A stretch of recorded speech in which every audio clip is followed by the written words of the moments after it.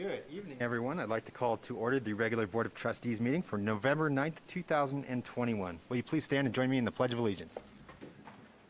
I pledge allegiance to the flag of the United States of America and to the republic for which it stands, one nation, under God, indivisible, with liberty and justice for all. Folks, before we begin with everything else, the board does want to be in compliance with the Larimer County mask mandate here. We do have some out front if you don't have one on you. We also have the Zoom meeting link if this is for people online, if you'd like to watch that way instead and participate. We still do public comment remotely as well. So thank you very much. Mayor Karspek, for everybody to hear on Zoom and to hear you guys speaking, we just need to make sure we use our mics. All right, and sorry about that. Channel 16 as well. Okay, thank you. Channel 16 as well is now back up. Thank you. Clerk, will you call the roll, please? Mayor Karspek? Here. Trustee Heineman? Here. Trustee Stevens? Here. Trustee Hardy? Here. Trustee Grace? Mayor Pro Tem Dower? Here. Trustee Sorcelli? Here. All right, and Trustee Grace did let us know last week he could not attend tonight. So next on our agenda is citizen participation.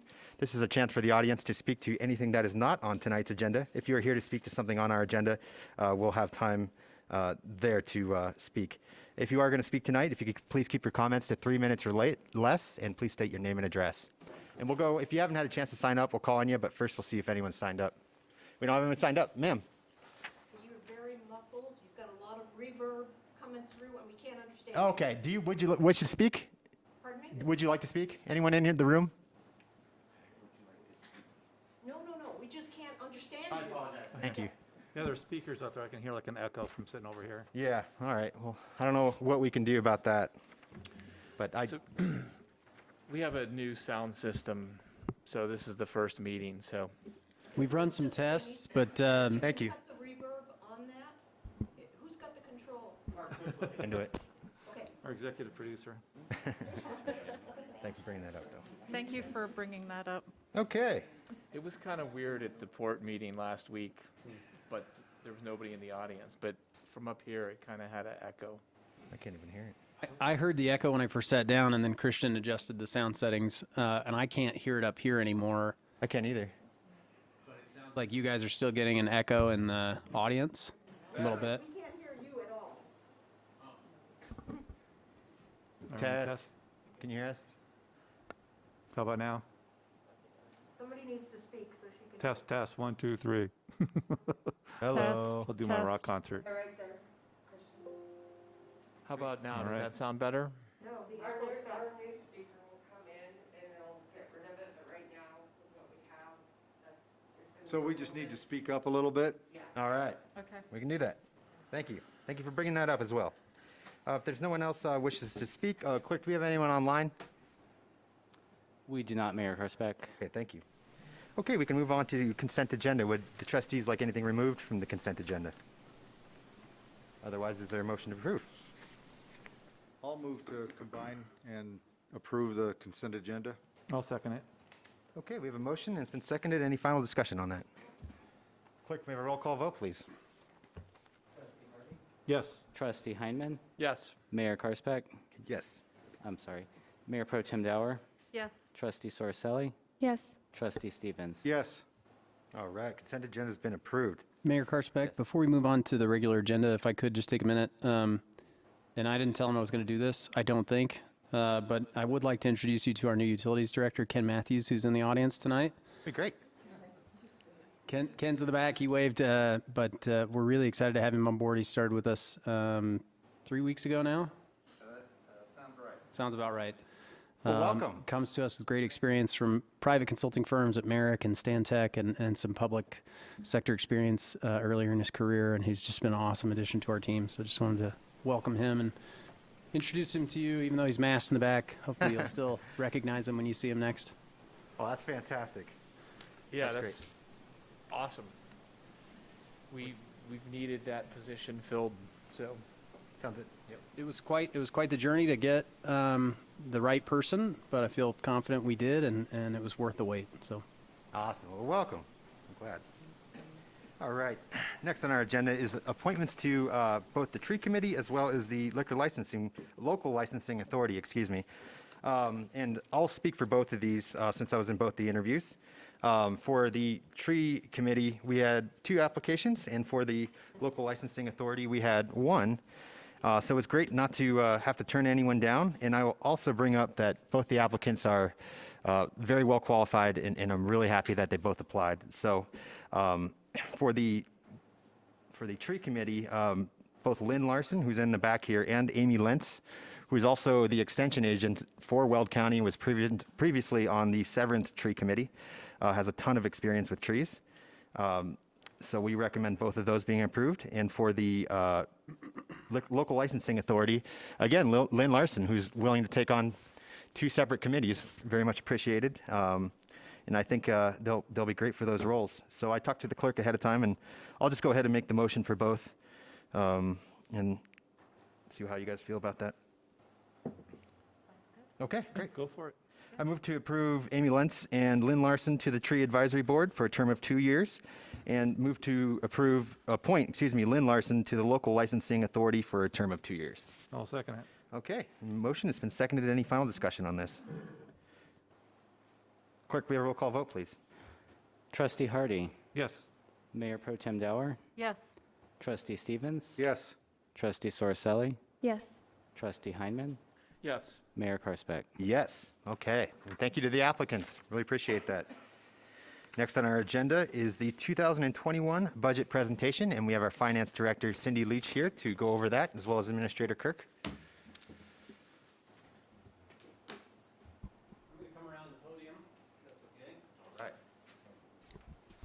It'll be a little easier for me to run the presentation from the podium and then also to be able to take my mask off, and hopefully everyone can hear me a little bit better since we have some distance here at the podium.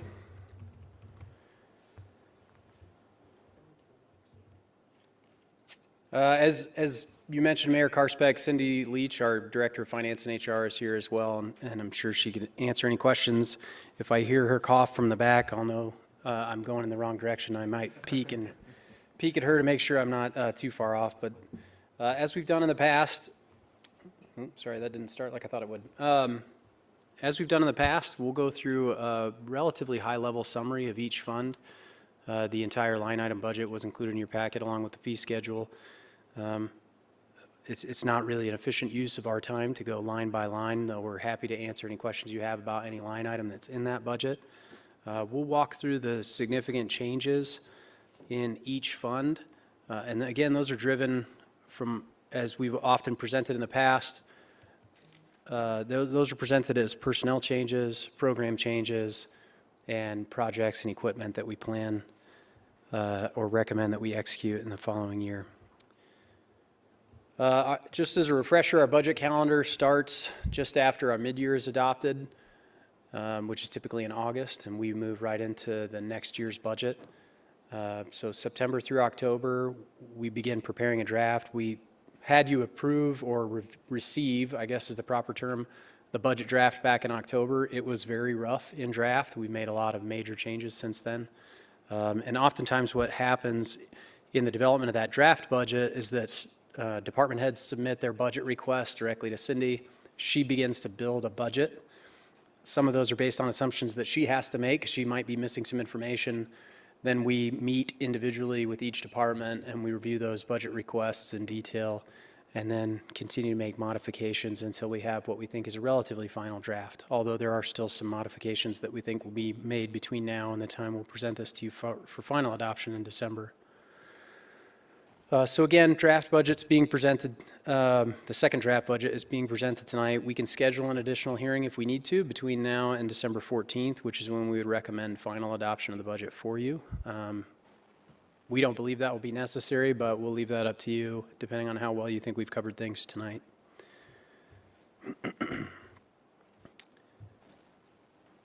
And again, from just an overall philosophy standpoint, preparing for the budget, we look at first funding a continuation of the existing services that we have, and then we look at where do we need to expand our personnel, equipment, facilities, or other processes to accommodate the changes that have naturally happened as a result of growth or other outside factors that we haven't considered. Things like COVID, for instance, would have been something that impacted our budget last year. We don't foresee a major impact to our budget next year, and we really didn't have a major impact to our budget this year, with the exception of additional revenue that came from the federal government. And then lastly, assuming that we can fund all of those things, and we always have been able to, and we can continue to do so this year, just as a little primer, then we can fund the priorities that the board sets in the budget. Those priorities primarily come from the strategic planning retreat that we held back in summer of this year. Just as a reminder for the board and for the public, the high-level objectives that the board set were managed growth, infrastructure, and communication. And the idea of those high-level objectives, as you'll recall, was to define what are the priorities in one or two words, and just a handful of very clear statements. And then those get tested as we make decisions in the future, and as we make ongoing decisions against these touchstones that you've identified as community identity, sustainability, and resiliency. And so as we make decisions about the priorities that you've made, how do they impact as we test them against the ideas of community identity, sustainability, and resiliency?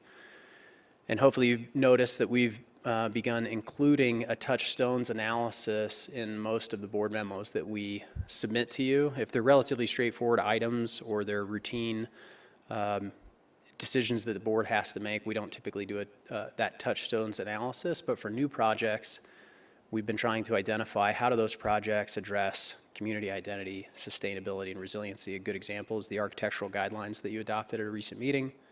Those obviously have a significant impact on the future of our community identity and the importance of that small town feel that we've talked about so many times. So just as a little refresher. And I thought I'd give you a quick update on those priorities that you set at the strategic planning retreat and the status and where they're included in the budget for a quick reference. So under managed growth, you asked us to adopt necessary development code changes to implement the land use vision that was outlined in the recently adopted comprehensive plan update. And that has already received planning commission review and will be coming back to you for review on November 21st at your next meeting. So we're excited to show you some of those development code changes to implement some of the new transect zones, if you'll remember that term, that we identified in the comp plan. You also asked us to adopt updated and clarified architectural standards. We've completed that task. Those are updated, adopted, and in effect. You asked us to establish an open space impact fee. We have money in the budget in 2021. That's in Fund 36. That may carry over into next year depending on when we're able to get that work complete. You had set a timeline for us to complete that by February of 2022. We've had a really challenging time finding a consulting firm that has the expertise in establishing the type of fee that we've discussed, specifically that focuses on agriculture preservation.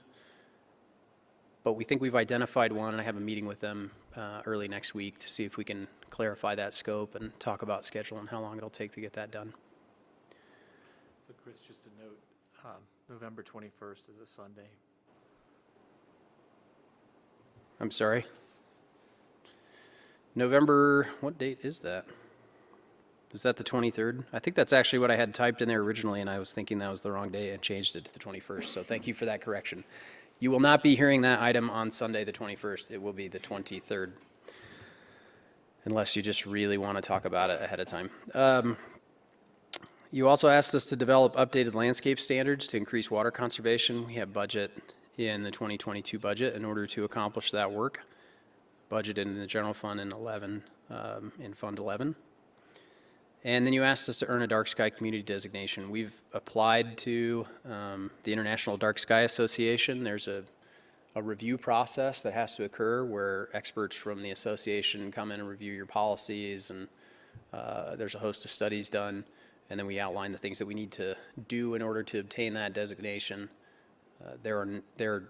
I'm not aware of any dark sky communities on the Front Range.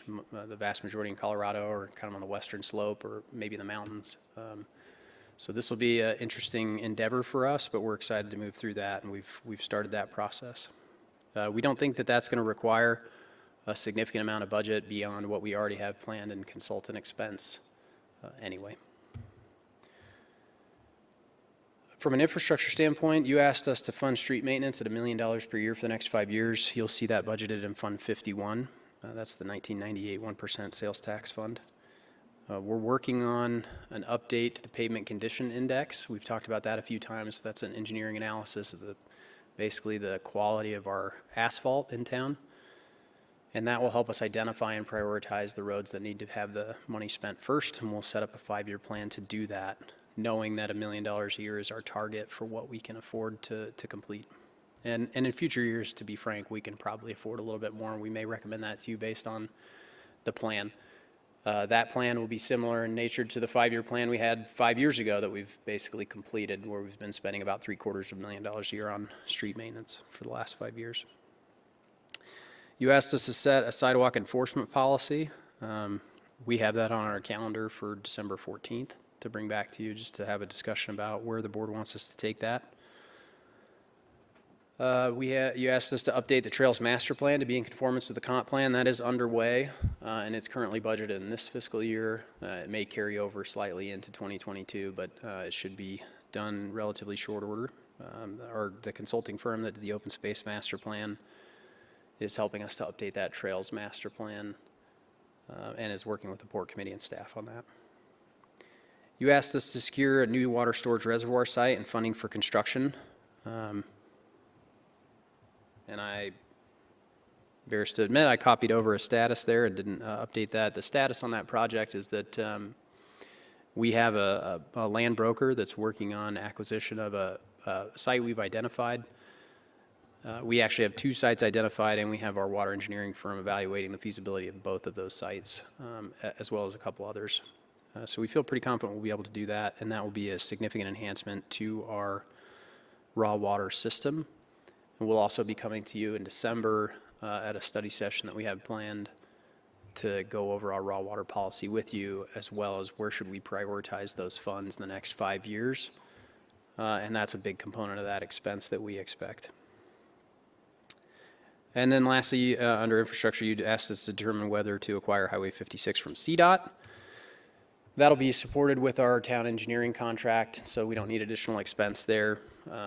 That'll be a long process we've already discussed, but where we submit a request to CDOT, and then our agency and their agency go back and forth on what might be a reasonable payment from CDOT in order for us to take that road. We will inevitably start very far apart and probably end up on the low end, and then the board will make a decision about whether or not that's something we want to do. And the last high-level objective that you set for us was related to communication. You asked us to conduct the first of a planned annual community survey and have those returned by December 31st. We've issued that contract that you approved about a month ago. We have budget to do that in this fiscal year. That will carry over a few weeks into fiscal year 2022, so we'll have to make some adjustments there. But we're looking forward to getting back that national community survey and being able to benchmark ourselves against all the other communities across the country that do that same survey. You asked us to adopt a communications plan. We have budget in our general fund and Fund 1101 for that. We need to begin work on that. We don't have a communications person on staff, as you know, but my assistant to the town administrator and I will be supporting that effort. And lastly, you asked us to upgrade software and hardware to improve live streaming at town meetings. As you have already discussed, we've implemented some of those measures. Those are not complete. The hardware should be done this month or early December. Early December, I think. Yes, thank you. He's giving me the nod. And then we will be, assuming that you approve our budget request, purchasing and implementing new agenda management software that will also make it easier for us to live stream directly to some of those social media and live streaming platforms so we can distribute our meetings in a variety of different ways. So we'll be doing that next year. So on to the good stuff. We'll go through all the funds in the same order that they exist in the budget generally. And so if you have questions, stop at any time. I'm going to cover, again, things from a generally summary perspective. You know, I won't explain or go into detail about our office supplies budget if you look, you can see that those office supplies generally run pretty consistently every year, and we've just carried over with a moderate increase. That's typical of a lot of line items in the budget, unless there are line items where we know we had an unusual expense one year. Maybe we were replacing all the office chairs for ergonomics reasons, and the next year we know we're not going to do that. That might adjust that budget line item, but in a lot of places you'll see that we're carrying over, and that's largely because we have those same expenses. We buy the same amount of chemicals to treat water with modest increases as the community grows and the amount of water we produce grows. That doesn't change because the function of our water treatment plant doesn't change, for instance. So from a revenue standpoint, in the general fund, there's a large variety of sources, right? The biggest ones are obviously taxes and intergovernmental revenue this year. This is just an overall summary of what each of these revenue categories are that you see in the budget. Taxes, again, primarily made up of property tax and sales tax, but there's a handful of other taxes and small amounts that end up in those line items. Building and planning fees, those are highly variable, and so when you see big changes in revenue projection from this year to last year, and specifically you'll see a drop in revenue projection for this year compared to last year, it's because we're budgeting conservatively for the amount of building that we expect. We've done that every year since I've been here. Every year we've exceeded those projections, but we feel strongly that we have no control over the building economy, and so we feel like budgeting conservatively is appropriate. I will say that the economic forecasts we've seen project building to continue at current rates for many more years, especially with respect to housing development, and not just in Berthoud, but regionally and even nationwide. There are inventory shortages and high demand, right? And so barring some other kind of major economic collapse, most economists that we've seen in those economic forecasts are projecting building to continue. That said, we are projecting about a 40% decline in building revenue, primarily to be conservative, and what that represents is basically our lowest building over the last 5 years. And then we make transfers from other enterprise funds that help cover overhead that's provided to those funds. Cindy Leach, our finance director, provides finance and accounting for all of our funds. So those enterprise funds help to cover a portion of her costs, for example. So those transfers are made in to cover overhead. Licenses and permits, I think, is relatively straightforward. Intergovernmental revenue, that could be a variety of sources. The big one for us this year and last year was federal money coming as a result of things like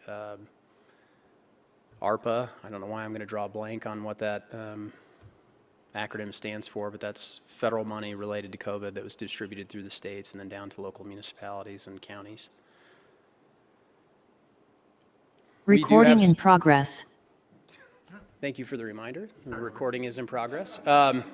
Would you like me to start over? Nobody wants me to start over. We do have some lease revenue here at Town Hall. As you know, we lease space to, not Guarantee Bank, they are Independent Financial now. We lease space to Independent Financial and Edward Jones. We also have some lease space over at the old Town Hall site for small businesses, and then fines and municipal fees and interest made on our investments accounts. So what we're projecting in 2022 is total general fund revenue of $10,477,413. As you can see, that's a decrease from the year prior. If you look at planning and building, that's where a significant portion of that decrease is. We've already talked about that. We like to plan building revenue conservatively for a reason. And so if it comes in much higher, that's great. Next year, we'll have some additional money that we can spend on priorities or expansion of services, but we don't want to count those chickens before they're hatched, pardon the cliche. And the same is true for taxes. So that decrease in taxes is not driven by a decrease or a projected decrease in general sales tax revenue, though we did predict a very modest decrease in general sales tax revenue. That's driven almost exclusively by the change in building use tax that's paid on building permits. So there are building and planning fees that cover review and inspections and a whole host of things. That's what you see in planning and building. And then there are taxes that are paid on building permits, building use taxes, and that's where you see that decrease in tax revenue planned. Again, for every year since I've been here, we've exceeded those revenue projections, but we like to budget conservatively. So taxes obviously make up the lion's share of our general fund revenue, and the rest is spread out among those other categories that we've discussed. But if you take that blue pie piece, that 63% of taxes, that's split up 46% in general retail sales taxes, 15% is that building use tax we talked about, 32% is property taxes, and then the other 7% is made up of a variety of other tax revenues. So like I said, those other tax revenues that were listed on that summary page are a fairly small slice of the pie. From an expense standpoint, the general fund covers our general administration, like me, the town clerk, finance, covers public safety, so that's code enforcement and our sheriff's contract, parks maintenance, building and planning, community development, streets maintenance, recreation activities that are independent of the rec center. That's obviously going to be a big part of the conversation later as I get a little farther into the budget. We've started to separate out some of our recreation expenses between the rec center and kind of general recreation programs. So those that take place in the rec center, we're budgeting with the rec center, and those that take place outside, we're budgeting outside of the rec center and the general fund where they've always been. We have economic development activities in the general fund. That includes things like facade grants and other stuff we'll talk about. Contributions to other agencies, the leased property that we have both here at Town Hall and at Old Town Hall, and then the pool, which as you see is zero this year. We don't expect to have any expense associated with the old pool, obviously, and the new pool or new aquatics expense will all be captured in the rec center rather than in the general fund. So while there was a fairly significant subsidy of the pool from the general fund, the new aquatics facility we paid for out of the 2019 1% fund. If you don't mind, I'm going to just pause right there and grab my drink.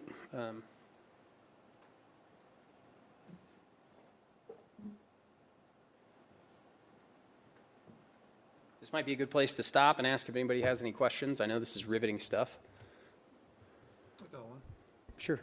So when you went back to the pie chart for the taxes, that 46% of sales, how do you picture this chart to change in the future? Do you view the sales tax becoming more 50% or higher, and property tax and sales of other being smaller, or do you think it'll kind of stay the same? I think from a budgeting perspective, we expect general retail sales taxes to increase, largely because we already have a number of retail projects in the pipeline that have already been approved and that are in various stages of construction. So you'll see several new retail establishments opening in the next 12 months. So I would expect a chunk of that revenue to increase. That said, I would expect that the use tax on building will continue in its current form, and again, barring some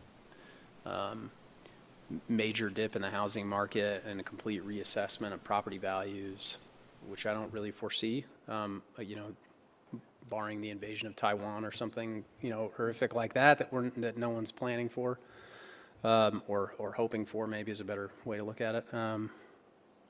We would expect property taxes to remain relatively stable, and frankly, even with a decline in property assessments, we're continuing to see so much building, both on the commercial side and residential, that even a decrease in assessment of existing property will be balanced out by new properties being added to the tax rolls in the future. So the other three could almost remain flat while sales tax could increase? I would expect that as a proportion of our total revenue, that general retail sales tax will probably increase a little bit in the coming years, but not significantly, so much that it'd be 2/3 of our revenue or anything that significant, but you might see it go to 50 or 55% of our total tax revenue. So not as high as 60 or anything, just kind of be about half is all? It could be. I mean, It only takes one or two major retail businesses to open. We're not Timnath, right? We don't have Costco and Walmart that I think is bankrolling the town of Timnath right now. But, you know, you have one large retail establishment like that, and it could really change revenue projections. That's a good question. Thank you. And again, feel free to stop me at any time if you'd like to. So again, as we go through this, the general fund will be the longest list here because it covers the majority of what we do, and then everything else is relatively segmented. But each one of these high-level summaries, I'm just going to walk you through the new people that we have planned in the budget, in these funds. I'll walk you through the new programs that we have planned or changes to programs that we expect. And then I'll also talk to you about projects and equipment that are planned. And I'm happy to talk about any of these in detail. I'll probably walk through them relatively quickly because the lists are long. But we do intend to add a full-time streets maintenance position to continue to support the growth and obviously the number of streets that we continue to accept each year. We would like to add 2 new parks maintenance positions. The Wagner Farm Park project in particular is a massive increase in the amount of park space that we'll be maintaining. But our crews take great pride in our parks and want to continue to maintain them at a high level, and we feel like 2 new parks maintenance positions is appropriate given the added space that we've brought on. We'd like to add a new full-time IT technician. We currently use a contractor for IT services.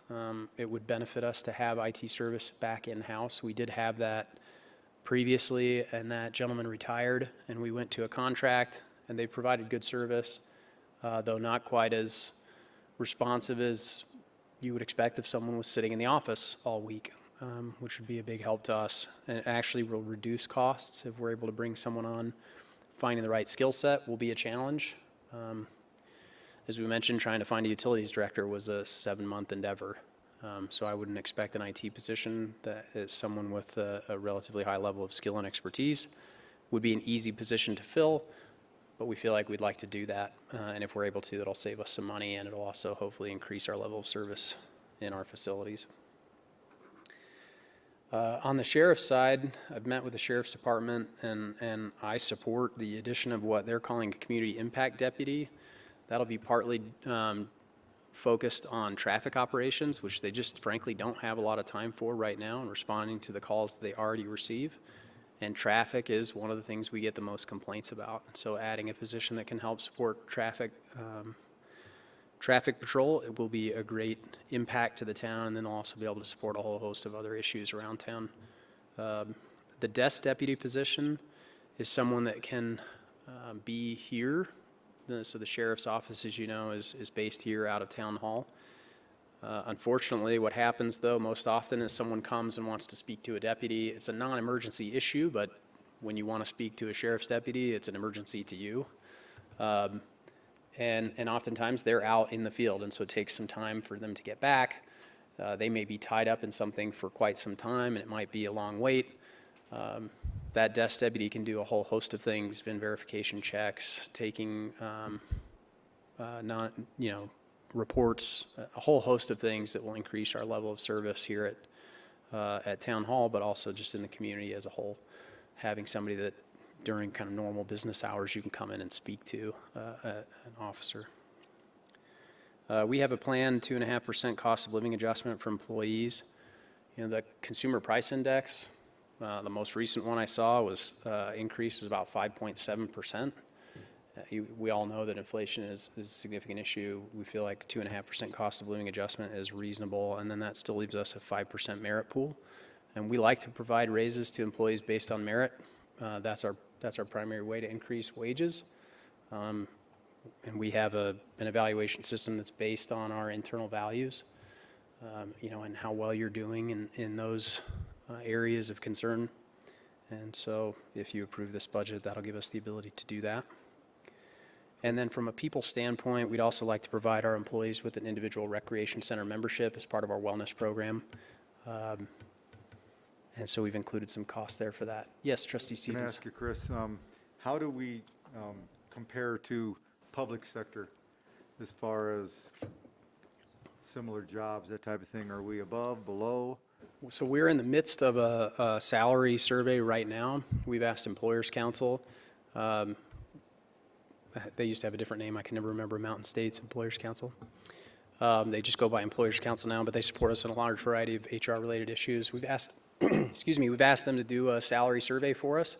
So they basically take every job description we have at the town. They find similar job descriptions in both competitive employment locations. So, you know, a water operator can go get a job at the city of Loveland just as easily as they can here. And so checking against those, but then also in other similarly sized municipalities that might not be in our immediate region, but that just as a test. We won't have that complete until a little bit later this year. My sense of it is, because we've both been hiring regularly, and that's been an interesting challenge, and because, you know, we see advertisements for other communities all the time. My sense of it is that there are a lot of positions where we're kind of at market rate or maybe just slightly below, and then there are some that we're well below market rate. And I know for a fact that at our department head level in particular, there are a number of positions that are well below market rate currently. We have great people and they love working here, I think. They've stayed here as long as I've been here, which I really appreciate. We've only had one turnover at the department head level since I started back in 2018, and that one was a choice. So I only ask that because I know it's hard to get and keep good people, so I would just it is, and that's why we want to offer some other benefits like rec center memberships to our employees as part of our wellness program. It's a minor expense because we are going to have our employee accounts pay the rec center for those memberships, so the rec center is not giving them away for free. But those are the kinds of things that we need to continue to look at as benefits that are attractive. To be honest, I think what we've heard a lot in interviewing employees is people are really looking for flexibility in their lives. You know, the traditional, 8 to 5 work schedule doesn't appeal to a lot of folks. If they can find another job where they can work remotely or where they can work a flex time schedule where they might work 6 to 3 instead of 8 to 5, and that works for them because they can pick their kids up after school and those types of things. Those are non-cash items for us, and we've implemented some of those policies already to try and be a little more attractive in recruiting certain positions. But the reality is a lot of what we do requires people to be here. And it's very hard for most positions in our organization to work remotely, to work flexible hours, and those types of things that other private sector organizations in particular that might have similar work can offer. That it's just really challenging for us to do. The reality is, though, like our field staff, the folks that are maintaining our parks and streets and running water treatment plants, they can't work from home. They can work flexible hours, right, in certain circumstances. But I think in summary to your question, I think we're still a competitive place to work. We're still an attractive place to work, but we have to continue to adjust to make sure that we stay that way. thank you, Chris. Well, yeah, our benefits, you might comment, our benefits are far better than most private sector. We do offer a very good health benefit package.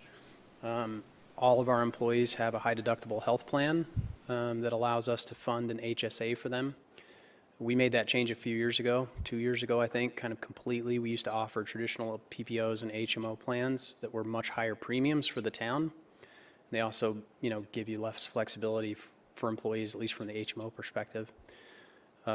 We went to these high deductible health plans. We're able to fund those premiums at very high rates. Families only pay $150 a month. And then we're able to fully fund the HSA, and it still costs us less than what we paid in premiums under the old plans.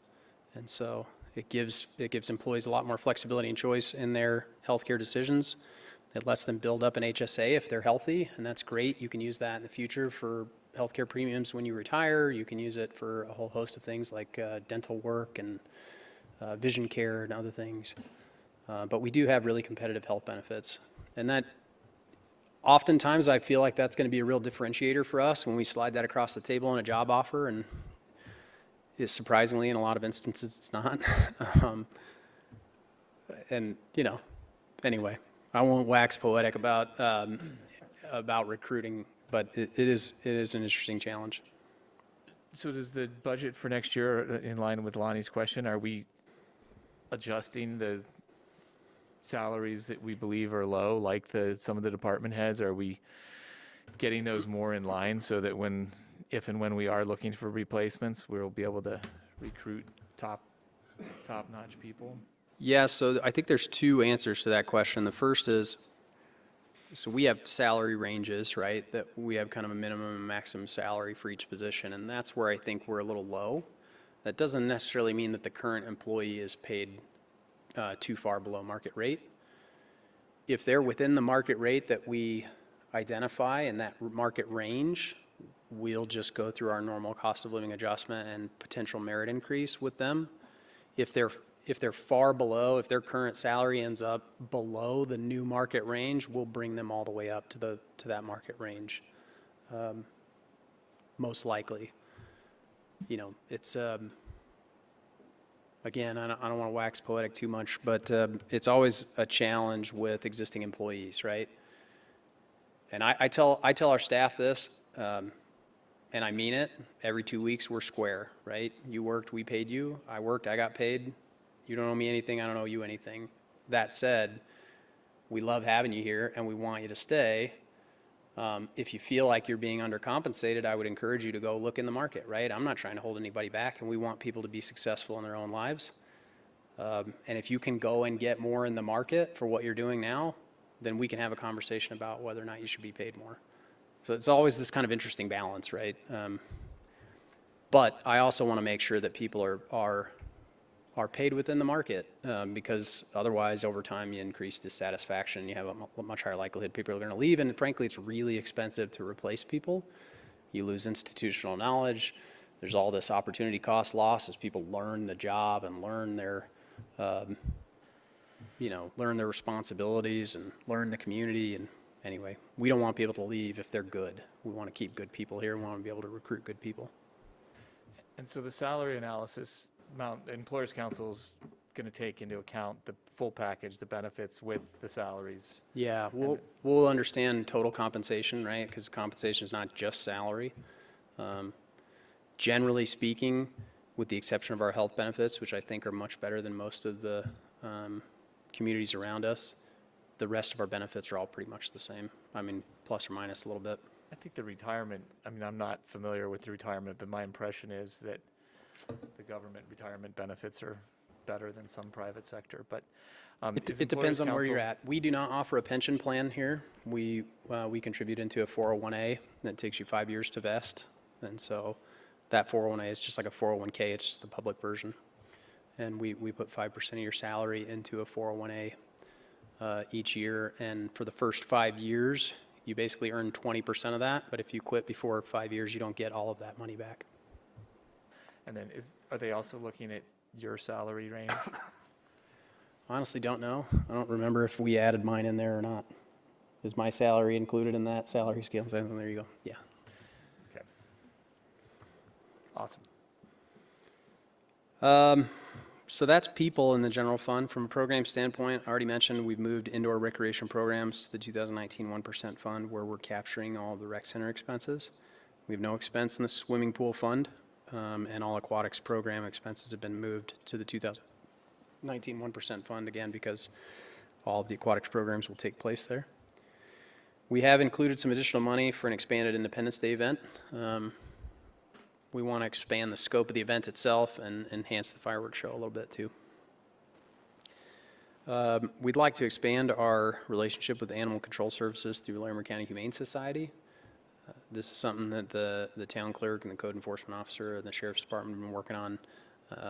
We think we have a cooperative arrangement that's potentially worked out between a number of communities where we could get a much higher level of animal control services for a very minor increase in cost. Which we think will be great, but we'll have to bring that back to you. But we have the estimated cost in the budget based on that, that agreement that we're working out right now. And animal control takes a lot of code enforcement time that could be spent on a lot of other things. So, and to be frank, our code enforcement officer is not an animal control professional, and it always gives me a little bit of heartburn when we take an animal into custody, so to speak. And if something happens to that animal, animals are like family, and I'd rather have trained animal control professionals handling those activities. I think we do a great job, but it always gives me a little pause. From a program standpoint, the general fund includes continuation of the facade and sign grant programs at the same funding levels as this current year, as well as continuation of support for the Berthoud Bucks program through the chamber and some promotional videos for businesses through the chamber as well.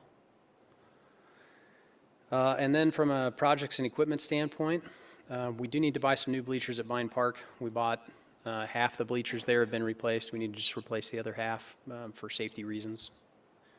Primarily, it's railing around the bleachers, right, so they can't fall off the back. We do have a fairly significant amount of money budgeted in the planning and building department, $120,000 for the creation of a First Street corridor overlay plan, very similar in scope and scale to the Mountain Avenue overlay plan that you adopted a couple of years ago. But to take that vision that we outlined in the comp plan and put some specifics to it in land use and architecture and site planning requirements. And it's a big lift, but that innovation district that's been envisioned in the comp plan, we've had a lot of talks even with developers already along that corridor about those ideas, and they're actually really excited about it because there's flexibility in terms of mixed use and light industrial and office space and all these great combination of uses that could make that First Street corridor really, really unique, but also really special in the future. Lonnie, it seemed like, or Trustee Stevens, it seemed like you had a question. Just thinking. Okay. My mask keeps coming down. No worries. Kind of ugly, so I don't want I already touched on this a little bit, but we do have money budgeted for the water efficient landscape requirements that we're working on, or that we will be working on next year. We need to replace the carpet in Town Hall on the second floor. We did that a couple years ago when we did the Town Hall remodel project, but for cost reasons, we didn't do upstairs. And fortunately, while you can't see it from the public side, behind the counter, the carpet is starting to unravel pretty significantly. It's both hideous and it's also a little bit of a tripping hazard. So, but it's time. That carpet's decades old and it's time to replace. We budgeted money for additional electric vehicle charging stations. As you know, our first electric vehicle charging stations were installed at the rec center and they are operational. One of our employees is plugged into them while he's at work right now because nobody's at the rec center yet. But we'd like to install another set of chargers in downtown, either at Town Hall or another location that we might work with Main Street or the Chamber to identify. We need to purchase an additional ATV plow. We use those to plow trails, and as our trail system continues to expand, having additional equipment to make sure that those get plowed quickly and are back in service in short order after a snowstorm is important to us. We have money budgeted in the general fund for a portion of the North Berthoud Parkway Trail Gap Closure Project. That's the match money that's required for that project. And again, that's an extension of the trail along Berthoud Parkway from Water Avenue, which is just north of the rec center, and continuing across the County Road 10E Bridge and connecting over to Heron Lakes. Is that the line that says something about oil and gas? It is, And yeah. what's that mean? So that, we received some additional oil and gas tax revenue, and we accounted for it in that line item in the past. I think we've actually spent that and just haven't updated it. We just keep carrying it until that money's gone. So we've spent a portion of it. We have an autonomous field painter included for our parks maintenance crew. It sounds like the Jetsons perhaps, but having autonomous field painters, which we've already demoed, could be a real benefit to our staff. It takes a long time, as you can imagine, to paint baseball fields properly and to paint soccer striping and flag football striping. Those can be pre-programmed in this autonomous field painter. It can do its work while our parks maintenance staff are doing other things and free up some of their time.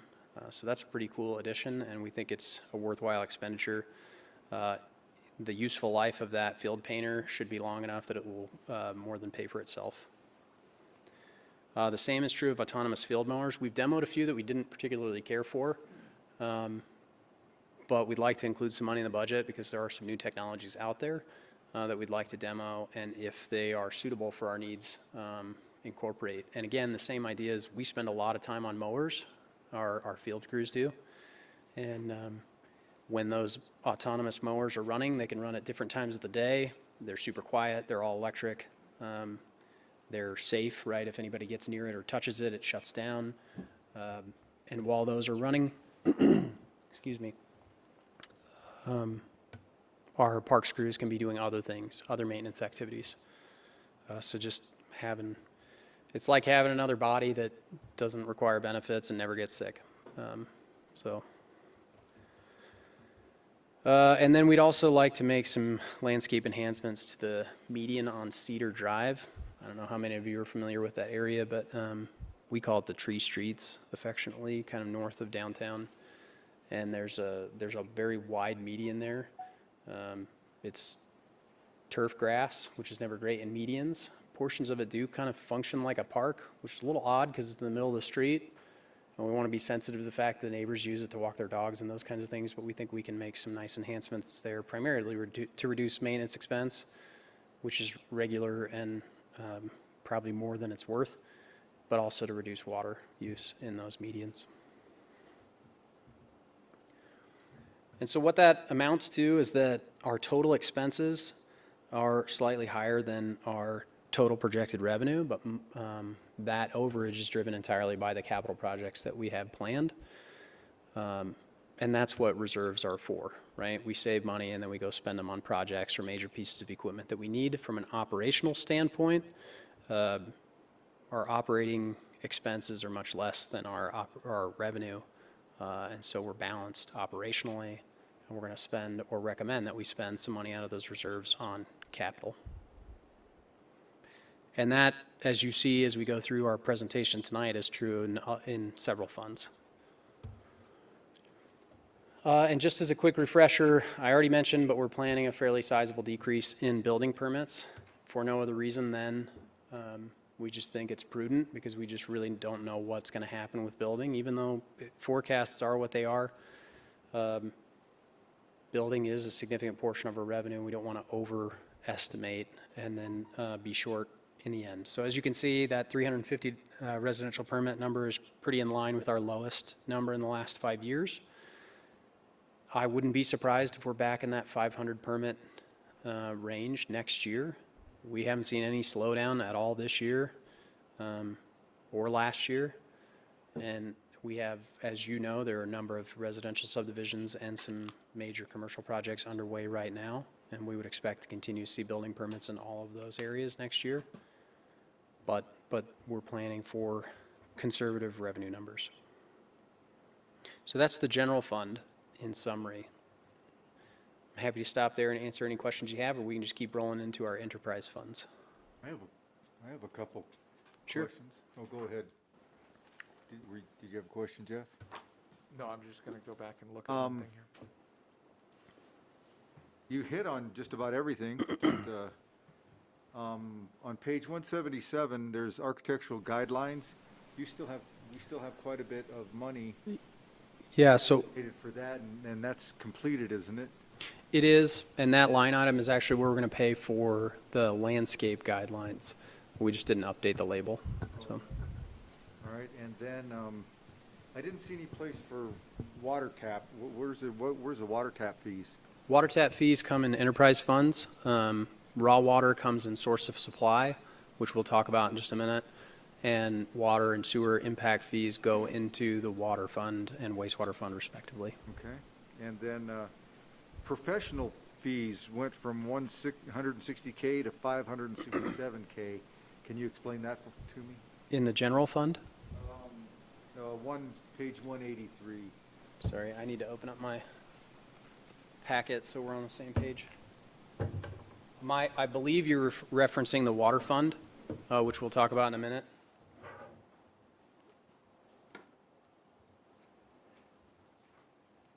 Yeah, it is the water fund. Yeah, it's the water fund, and I'll explain all that in just a minute as we get there. And then, and also on page 190, there's the water rate study.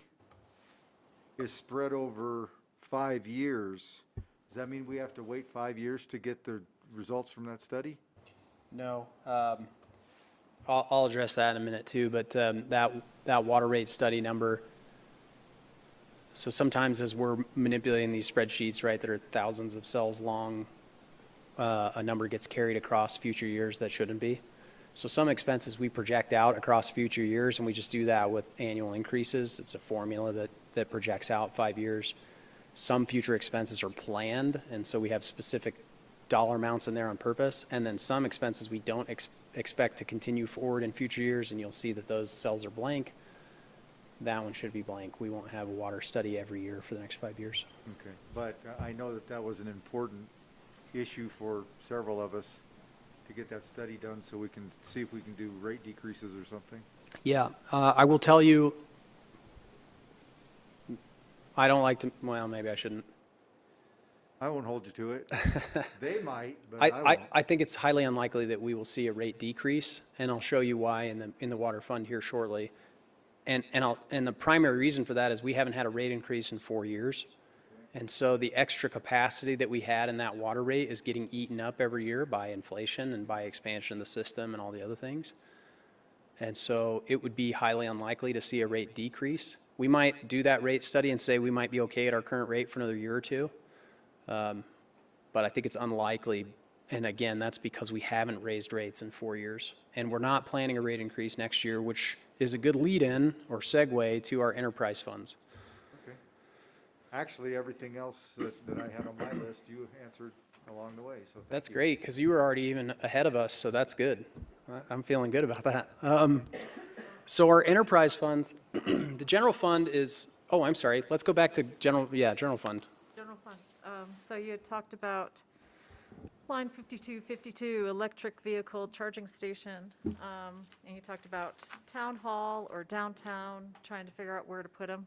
And we may be able to do both, actually, Okay, I was with the going to say, expense. if we're going to be putting money into one electric vehicle charging station in one location, does it make sense to kind of think about the future and, put in more than one at the same time? Yeah, so you may or may not recall, but the charging stations we put in at the rec center were paid for with the Charge Ahead America grant, I think is what the name was. We would hope to get another one that would either reduce or give us the ability to install more. But we want to budget money in case we don't have that. That $55,000 in that line item could install, excuse me, and did at the rec center 2 different charging stations. So there's a 2-port, that's 2 plugs in the same kind of, That's 4 yeah, vehicles? thank you. Okay. And so we may be able to do the same thing and do a 2-port at Town Hall and a 2-port downtown. Okay. We might not need 4 we have that many at the rec center, obviously, because we have 320 some odd parking spaces there. All right. We have a 1/10 of that at Town Hall. So along the lines of that, in trying to plan a little bit for the future and, we don't have, there isn't the capacity quite yet, but hopefully within a couple of years.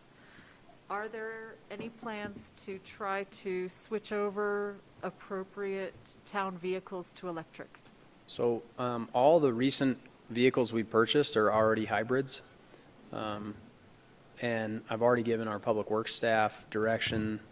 There are a couple of new trucks built or budgeted, excuse me, in this budget, that those are to be either hybrid trucks or fully electric.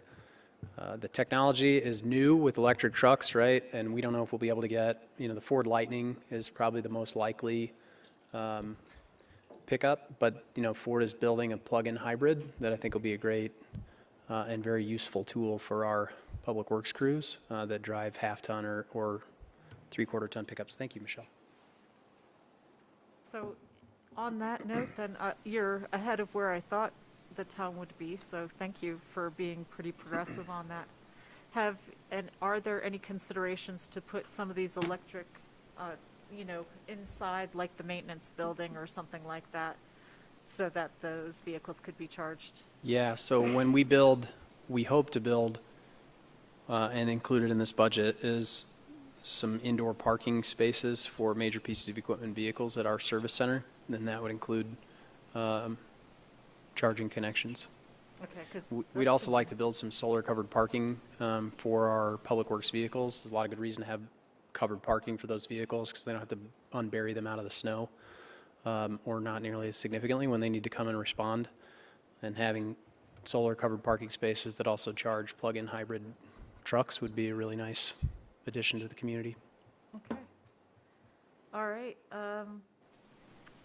Well, you have answered pretty much all my questions, except one, and that is kind of for discussion or what you guys decided with the LCSO. So we're going to get a community impact deputy and a desk deputy, which both seem really important to have. We had talked about adding another part-time counselor type position. So the current co-responder is covered under our existing contract. And I maybe I shouldn't speak too much to that, but we would really hope to see a full-time co-responder in the future, and we would talk about how to cover that expense if needed.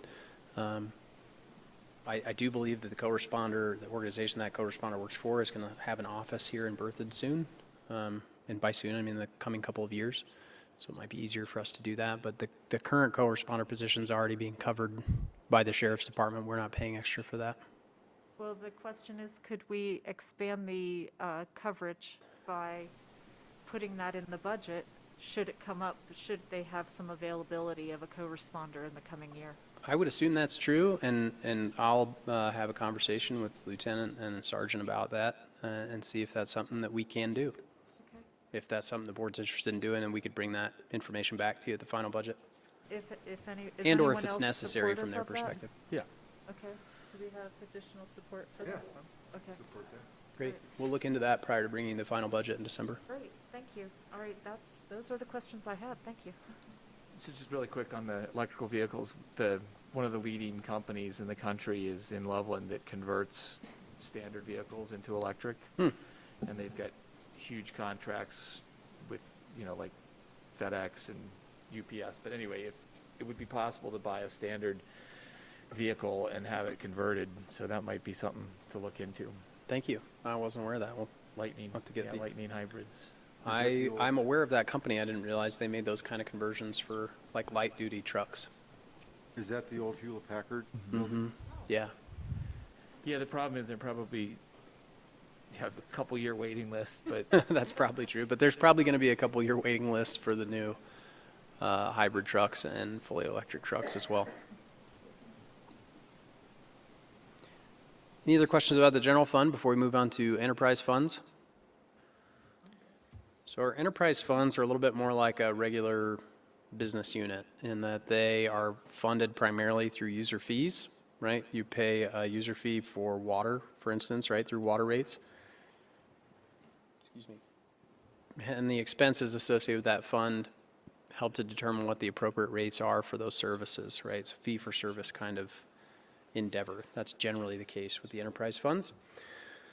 And then they also, each of those enterprise funds has a capital fund that is funded with developer impact fees. So when new building permits are pulled, there are water or sewer impact fees that are paid or stormwater impact fees. And those go to support expansion of our systems to mitigate the impacts of new growth, right? So there's the operational funds, and there are capital funds within those operational accounts, but those are for maintenance and capital equipment replacement for existing infrastructure. And then there's like water and wastewater capital funds. And when you see those are those developer impact fees. And again, that's intended to increase capacity in our system. Just for a little orientation there. So source of supply, or what's called source of supply in the budget, is our raw water fund. That's where we buy and develop new water resources. There are no people paid for out of that fund, and there are no programs paid for out of that fund. But the projects and the, I say equipment, but it's really infrastructure that's planned in next year's budget are improvements to Berthoud Reservoir for water quality reasons. So things like, I'm drawing a blank on the name. Yes, thank you. That's exactly what I'm trying to describe. It's sonic algae protection, right? But solar bees that generate sound waves that disrupt the growth cycle of algae in the reservoir, for instance. Algae creates that kind of organic taste and odor in the water. It's not dangerous, but people don't like to drink it because it smells a little funky. Yeah, we don't want to go back there. We don't want to go back there. And so those types of improvements to the reservoir go into source of supply to help improve the quality of our raw water before it gets delivered to the treatment plant. So Chris, real quick, is that in both sections of the reservoir? I honestly can't recall. The primary drinking water cell is that eastern cell, and that I know for a fact it's in there. We do have some algae growth issues on the western cell that are impacting, I think, a recreational standpoint, but then we'll also have future impacts on taste and odor quality. Some of that's driven by organics that get into the reservoir from stormwater runoff. So we have some other ways to deal with that, if that's what you're asking. Well, yeah, I just think that it's, you know, in an emergency, the recreational The recreational, would be available for water treatment, but having noticed a big decrease in water quality in the recreational portion later in the summer, I think that really decreases the enjoyment and use for the public. I wouldn't want to be paddle boarding and fall in and come out looking like the slime monster, so. yep, completely understand, and we agree. I will remind the board and maybe the public at the same time, that west cell is part of the drinking water system. We haven't been accessing it recently because we haven't had to. We've been fortunate that we have enough water resources not to. But frankly, it would really help us manage our water system better if we were able to pull water out of that reservoir in a variety of different times throughout the year when we can't get water from other sources like Carter Lake or from the Big Thompson River, which is where a big portion of our water comes from. And so the lake level at Berthoud Reservoir is going to fluctuate in the future. It will not always be full, and there will be times of the year where it's nearly empty when it's being managed properly.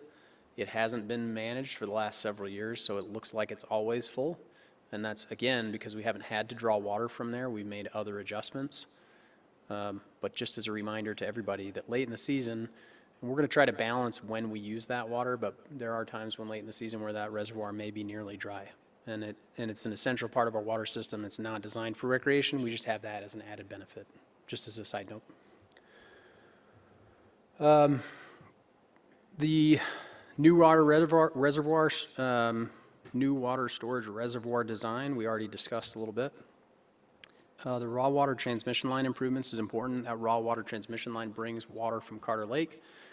CBT water, we can also take our river water through that pipeline.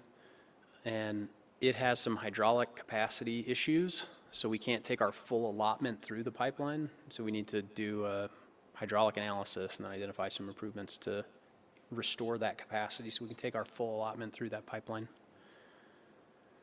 And then lastly, a non-pot master plan. So we've acquired a lot of raw water resources for non-potable use. But without, some of those are clearly planned for irrigation at Heron Lakes and irrigation at Farmstead and other places, but we have other resources that we don't have a clear plan for. We just know it's a good idea to acquire them. And so looking at that system comprehensively and saying, how are we going to take the raw water resources we have, when can they be used, and where can they be used, and how are we going to get that water there to take primarily to reduce potable water usage. So that's what that non-potable master plan will be. And again, you'll see revenue planned here. That's based on the number of building permits. So it could be dramatically higher than that, just like it was in 2021. But we're budgeting, I think, a conservative low estimate in terms of revenue. Our expense subtotal is significant because we plan to buy $5 million worth of water every year. We haven't been able to do that except once in the last couple of years. But we want to have the money budgeted if we're able to go out and acquire that, new sources of water like Colorado Big Thompson Project, Handy Ditch Shares, Love and Lincoln Ditch Shares. And we do have some purchases actually in process right now that we'll be coming to you with, hopefully, if we can negotiate deals to get your confirmation on those in just the next month.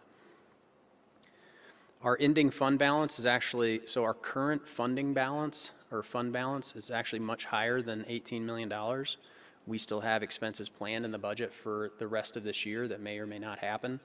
And so if they don't, our ending fund balance could end up being significantly higher than what we're projecting here, because it is currently higher than that today.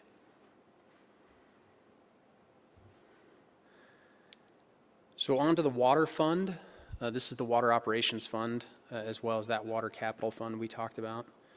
Again, I've already mentioned, but we're not proposing a utility rate increase for 2022. That'll be the 4th year in a row.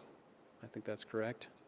18, 19, 20, 21, 22, 5th year in a row that we haven't had a utility rate increase. So we think that's a great thing. But again, we've eaten up that extra capacity that we had in our water rate. So when we do that rate study next year, it's highly likely or possible that we won't be able to propose a rate decrease. But we may be able to keep it flat for another year or two. We'll have to wait and see. I already introduced Ken, our new utilities director, but that's part of what you see represented in that people, in those personnel budgets.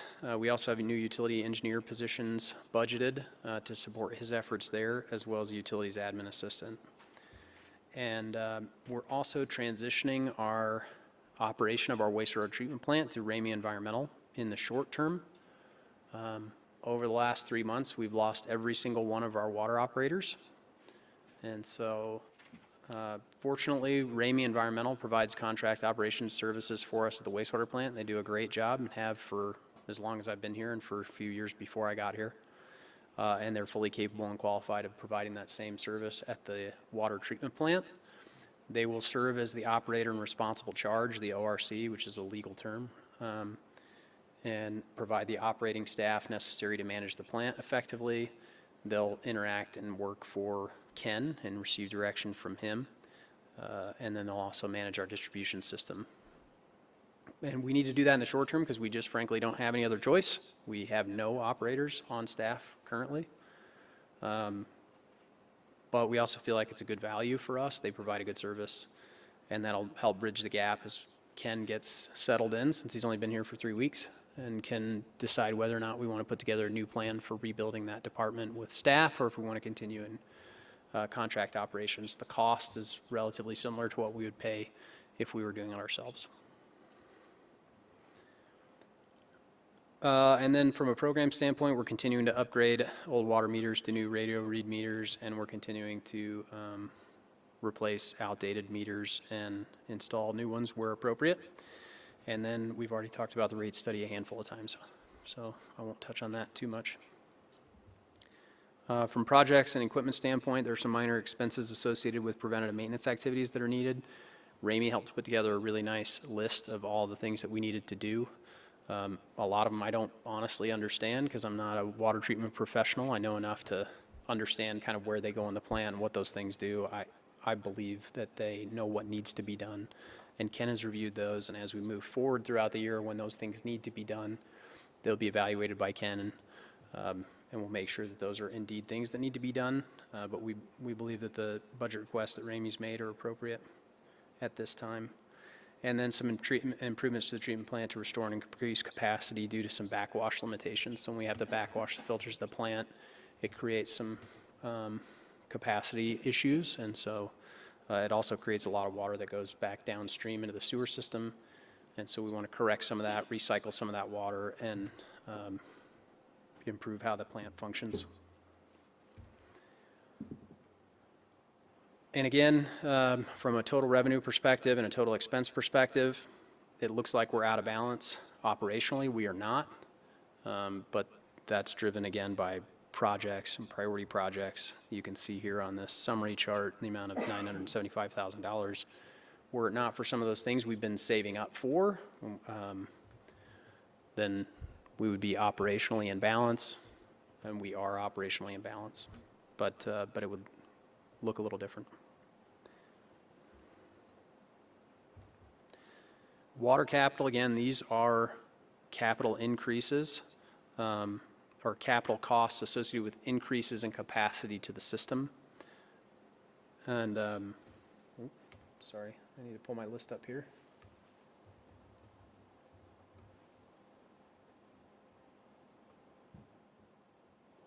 But these are things like expansions in water line capacity, improvements to the treatment plant to expand capacity, and it's all designed to offset the impacts of growth on our existing infrastructure. And these fees are all paid by new development so that existing customers aren't picking up the tab.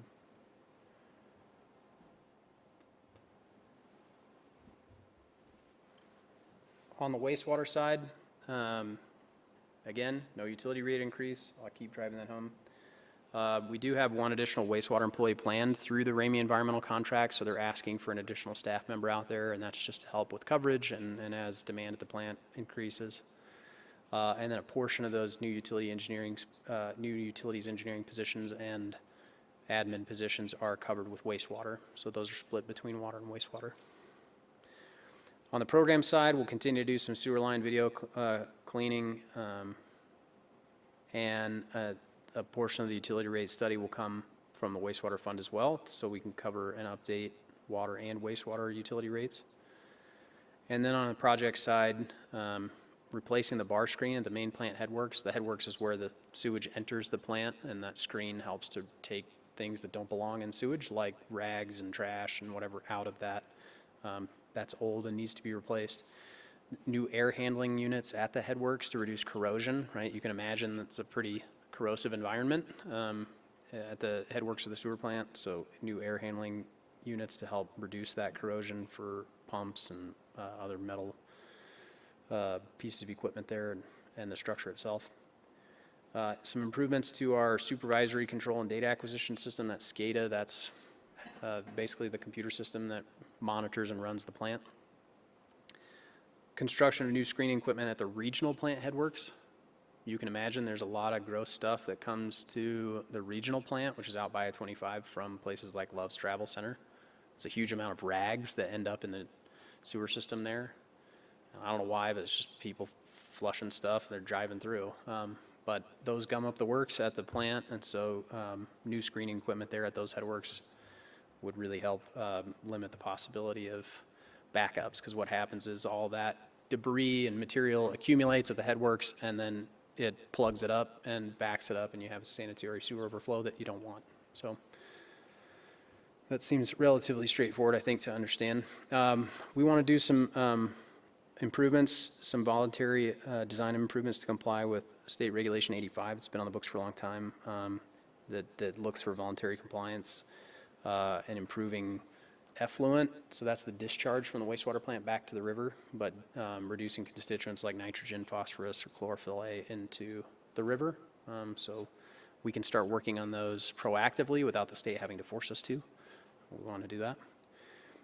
Replacing some blowers in the aeration basin. Those blowers put air into the system in the aeration basin. That air is used by the bugs that work and break down the waste.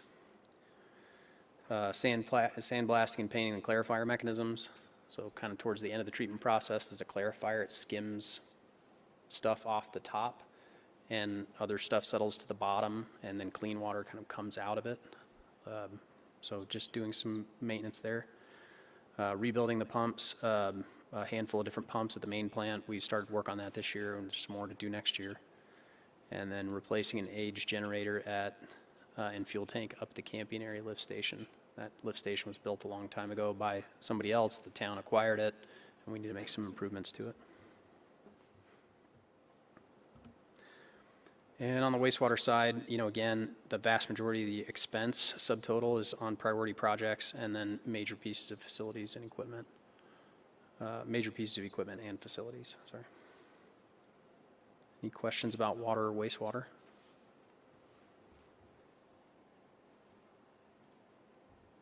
And then the capital expansion work and wastewater.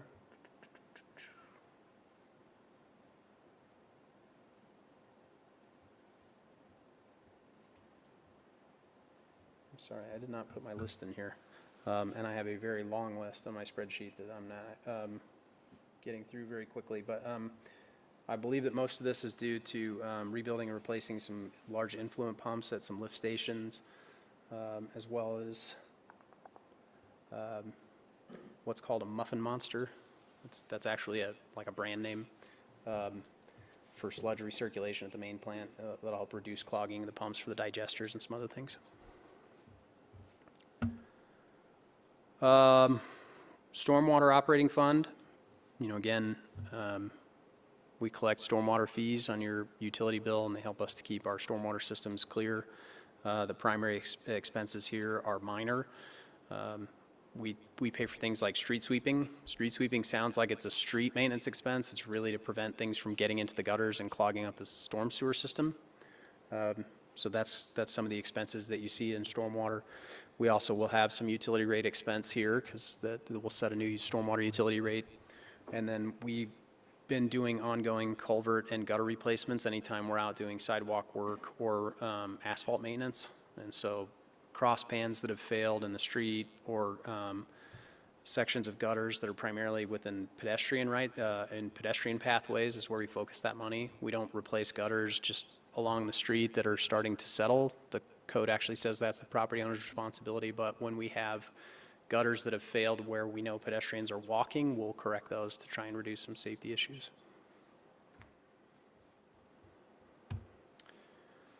And this budget, because we don't have a lot of capital planned, is operationally positive. We expect $451,000 in revenue and only $261,000 in expense. And on the capital side, excuse me, need to get back to my spreadsheet again.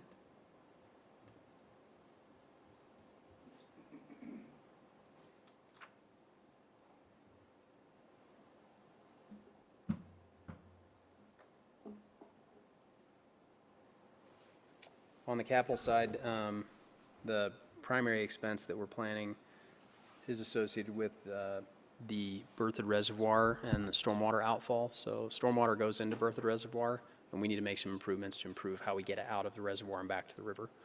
In Bacon Lake? No, I mean Berthoud Reservoir. Stormwater goes through there? Mm-hmm. Wow. Yep. Oh, from the developments above it. Correct. Okay. Yeah. So we need to make improvements to how that gets out. It currently discharges through its natural drainage path, which is actually the handy ditch, which is not where it should go. We need to bypass the ditch and get it to Bacon Reservoir, and then from there down to the river.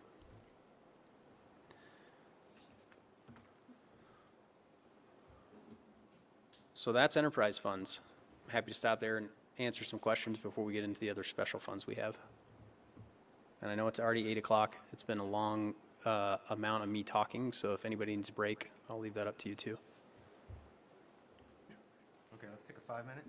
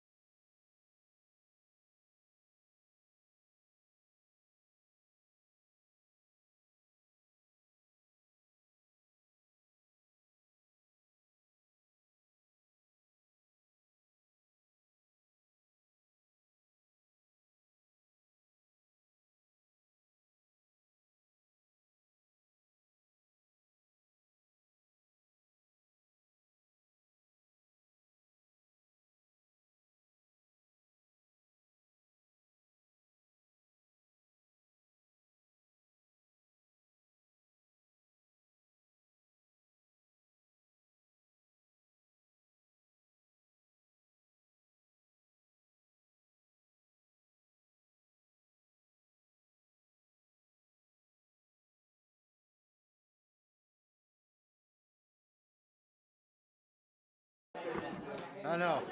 I learned it from Jeff. He's like, they won't do it till you hit the hammer.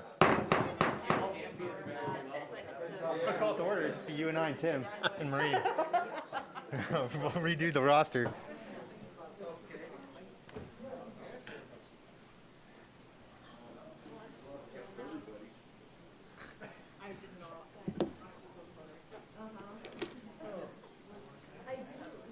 I'm fine, thank you. I got a chance to eat before I came this time. Me too. That was a last minute grilled cheese, but it did the job. If I ate before the meetings, I would fall asleep. Why, this is so exciting. We have pizza in the budget for the meeting? Okay, we got Chris up there. All right. I'm going to call the meeting back to order, and we'll resume with the budget. Thank you. All right. So we're going to move into special funds. These are a variety of different funds. We'll talk through each one of them. I guess there's not really any point in giving you an overall summary because each one is unique. The first few are impact fee accounts. Again, these are developer fees that are paid at building permit issuance, and they're collected and saved with the intent of expanding systems that are impacted by growth. So park development funds are collected exactly what it sounds like, for the development of new parks or new park amenities in existing parks, to expand and improve our park system as it gets used more frequently by growth. Again, no people or programs are paid for with these impact funds, but they are used for things like what we're requesting on the project side, like the construction of a bike park on the west side of Richardson Park. As you know, that was part of the master plan for that park that was adopted several years ago. We've been through the design process with the Port Committee and received a lot of public input via online engagement, and have a great bike park design that, if you're familiar with Valmont in Boulder, it's kind of similar to that, although smaller in scale. That's, world-class facility. It's enormous, but same kinds of amenities and a variety of different learning progression opportunities, which is really cool. We are also working on the expansion of Pioneer Park. If you'll recall from the Fickle Farm development project, the developer didn't have an obligation to expand Pioneer Park because of some prior agreements that were approved by the town decades ago. But they offered to expand the size of Pioneer Park if we would put in some amenities, and so we'll be working in partnership with them to put in pickleball courts and playgrounds on the north side of the lake in the big area of park that they'll build. Construction of a trailhead at the Heron Lakes Peninsula. This is something we've actually... List pickleball. I know, it's a big deal. You have a pickleball lobby. We do have a list pickleball lobby. We do have 6 indoor pickleball courts at the rec center within the gym, right? But on the same courts as the basketball and volleyball, so we'll have lots of opportunity for indoor pickleball. And we've got a lot of new outdoor pickleball courts in the works. Construction of a trailhead at the Heron Lakes Peninsula. The town owns that peninsula that runs between Welch and Lone Tree reservoirs out at Heron Lakes, and that's under a conservation easement and in partnership with a couple of other agencies. We have trails planned out there, and we have a trailhead design that we put together, 2 years ago. And we prioritized the construction of some other trails in Heron Lakes to help create some loops within the development, within some town-owned open spaces around another reservoir, and we'd like to go ahead and get this one done out at the peninsula, including the trail development.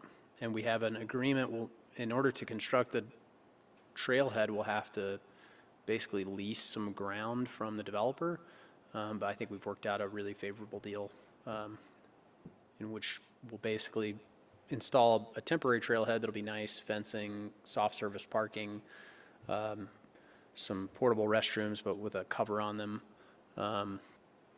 that can be easily moved when they develop that area and the trailhead gets pushed back. It just can't be accessed from the road currently, so we need to partner with the developer to be able to access that right now. Let's see. The remaining funds, I mentioned that we had some match funds for the North Berthoud Parkway Trail Gap project in the general fund. The remainder of those funds are here. And if you'll recall, when we developed the park development impact fee, we also included all the priority trails in our Trails Master Plan in that park development impact fee. So it covers the costs of park and trail expansion. We'd like to design some improvements for the east field at Roberts Lake Park. That's a minor design expense. We'll cover that here. And it occurred to me today, so I added this into the presentation. We will add it into the budget prior to you seeing it in December, but you already approved a design contract for Richardson Park, and we told you then that wasn't budgeted. We needed to add it in. I just forgot to stick it in here, and I've seen this 1,000 times, and it just dawned on me today that it's not here. So, but that's the sports fields, the aquatics facility. This is the first 30% of that design is what that cost represents. That's a major park design project. And so you can see I added in a little note for Richardson Park. This is similar to the source of supply. Our current fund balance is actually higher than what we're estimating to be our beginning fund balance. But again, we aren't going to adjust those until we've gone through the entire year and can go through our end of year closeout. But based on budgeted numbers, this is what we would expect that fund balance to look like and start with. But there's a high likelihood it'll be much higher than that come next year. And really that's true across all funds, and I'll mention that briefly at the end. But Parkland Acquisition, this is a roughly $800 fee that gets paid on every building permit so that we can buy new park land.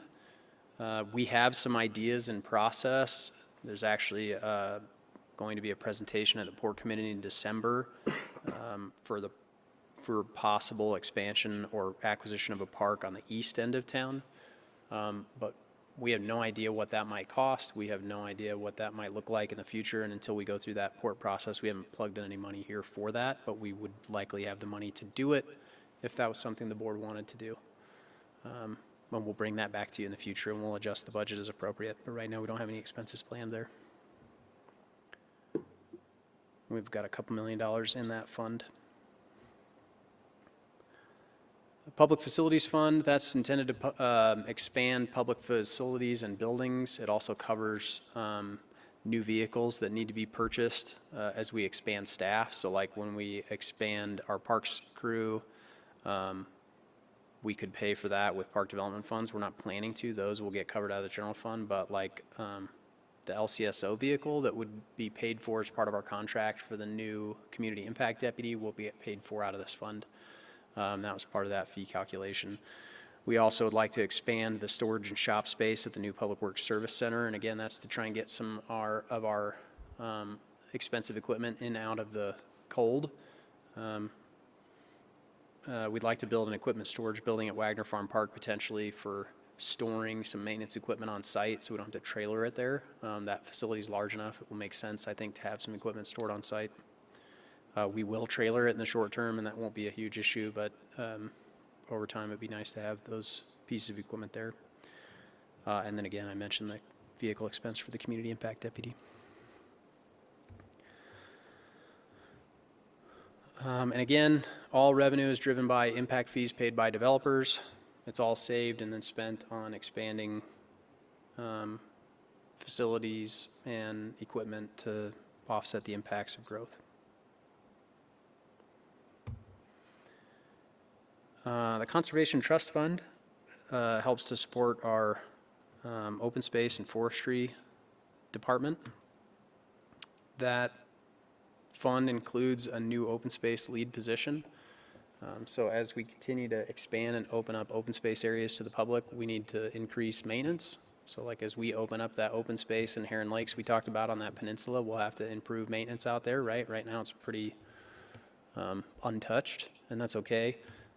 We leave those open spaces relatively untouched, but there's some weed control that needs to occur out there, and mowing adjacent to trails and things like that for safety purposes, and a whole host of other types of maintenance activities. So having an additional open space maintenance position will be helpful as we continue to expand those open spaces. Josh, our town forester, would also like to develop additional nursery space. We will unlikely do that at Hillsdale. Hillsdale is a great demonstration nursery, and it's a great addition down there, but I think the scope and scale of what he's talking about for major tree replacement activities throughout town is probably better suited to someplace actually like the east field of Roberts Lake, where we could build a portion of that could be a park and a portion of it could be a nursery. It has good access. And so that's kind of what we're thinking there. And then continuing our EAB response and treatment. As you know, we're treating all the street trees in town. We did it all the first year, and now we're on kind of a regular schedule, so we don't do every tree in town every year. But that's on a rotating schedule so that those continue to be treated, and we try to maintain the health of the urban forest. And then lastly, from a projects and equipment standpoint, a new truck with a larger water tank. When we plant new trees, especially in places like downtown, they don't have existing irrigation systems, and we don't want those trees to die. So frankly, they get watered by our forestry staff with the help of a utility vehicle and a small water tank. But we've planted hundreds of trees, and it's not really efficient to do it with the small equipment we have now. So we need a bigger truck and a bigger tank to continue to do that.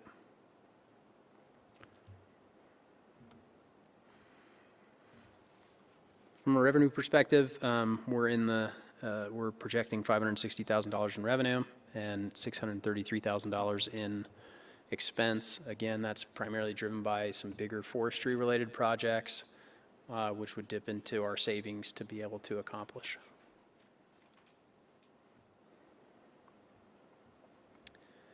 The Larimer County Open Space Fund is a tax to support open space that gets passed through to the town.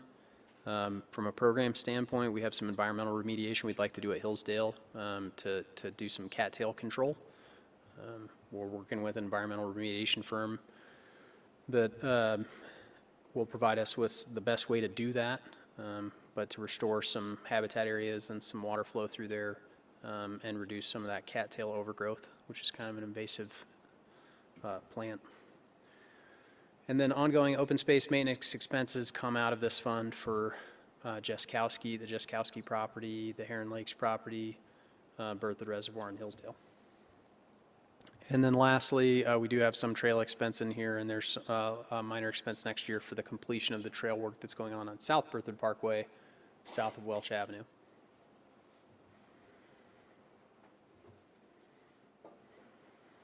But even with those activities, this fund is still healthy and would see an increase in fund balance at the end of the year. The cemetery fund, it's pretty limited in its scope. It's limited in both revenue and expense. Our expenses are almost, the majority of the expenses are associated with the maintenance of the facility, and that's driven by personnel costs. We support the maintenance of the cemetery, including doing all the openings and closings, where we literally open up the ground, right, and then close it up. Supporting funerals that are actually taking place, and then all the maintenance work. We do that with full-time public works employees, so a small portion of their salary gets allocated here. And then we do have one of those employees that spends about half of his time there, so the majority of, or half of his salary gets allocated to the cemetery, as well as one seasonal position. Chris, do you know how many spots are still available? Michelle or Christian might. I don't know if they know off the top of their head. I do not. It's basically the north of the columbariums, from section L to P is still open. I was just curious how long till it is full. Is there any projections? I would say we still have a few good years yet before that is completely full. And I think we do have some area that we can expand to the west potentially. That is correct. Yeah. That's not developed currently, but they could be. Sorry, I didn't know you were done. Son, is there any thoughts to that bathroom there? That picture I sent you this summer, it's pretty atrocious. But Yeah, that got cleaned up, thankfully, but it is old and kind of funky, and no. and primarily what you'll see here is that the projected revenue and the expense, it varies pretty widely, but there's very little revenue and there's pretty consistent levels of expense.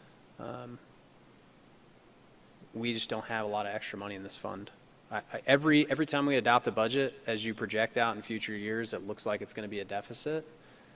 And then there's always some changes that we're able to make, either through, how we charge for funerals, for instance, or reducing maintenance expense. We haven't gotten to the place where it's broke, but it requires some subsidy from the general fund to continue to operate. Okay. So the next couple of years, we wanted to do that, we just transfer out of the general fund? we would pay for it out of the general fund.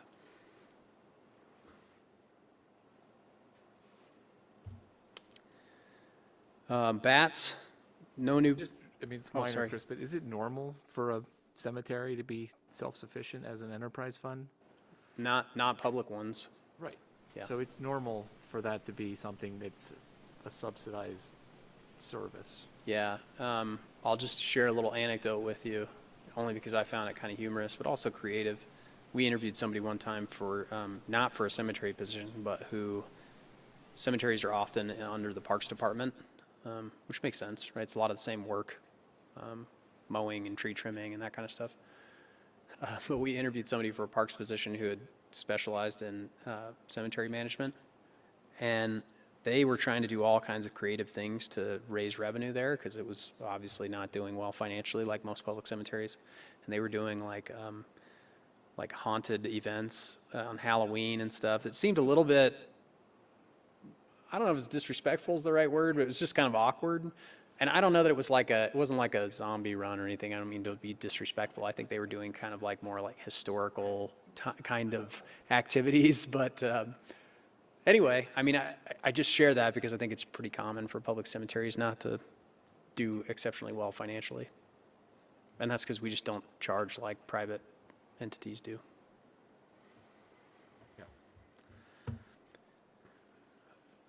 On the BATS side, BATS, the Berthoud Area Transportation System, we have no new personnel plan and no new programs planned and no new projects. And that's primarily because our transit study, as you know, is underway. I just approved a press release. It's going out, I think, tomorrow. I approved it late tonight before the meeting started. But for kind of the public outreach component of that project to begin, we've done some initial work, as we've talked about in prior meetings with, the steering committee. And we'll have some online engagement opportunities. We'll also have consultants at the rec center grand opening with a small table where they can collect responses and feedback from folks, because we feel like that'll be a great chance to hopefully talk to or touch a large number of people. But that transit study might drive some major changes to BATS, or maybe no changes to BATS. I don't know. I don't want to make assumptions about where that will end up, but we don't have anything planned at this point, primarily because we're in the middle of that. So we're just going to continue status quo until that study's complete and the board makes a decision about how you want to move forward from there. The BATS fund is supported from a wide variety of places. The revenue is minor, and it requires subsidy from the 1998 1% sales tax, but that's partly what that was adopted for, was to help support BATS. The Road Impact Fund, these again are impact fees paid by new development with the intent of expanding roadways. The primary project that we have underway right now is the ongoing work on the Spartan Avenue crossing of the railroad tracks. So that's the expense that you see there. There really isn't any other major road expansion projects planned in 2022.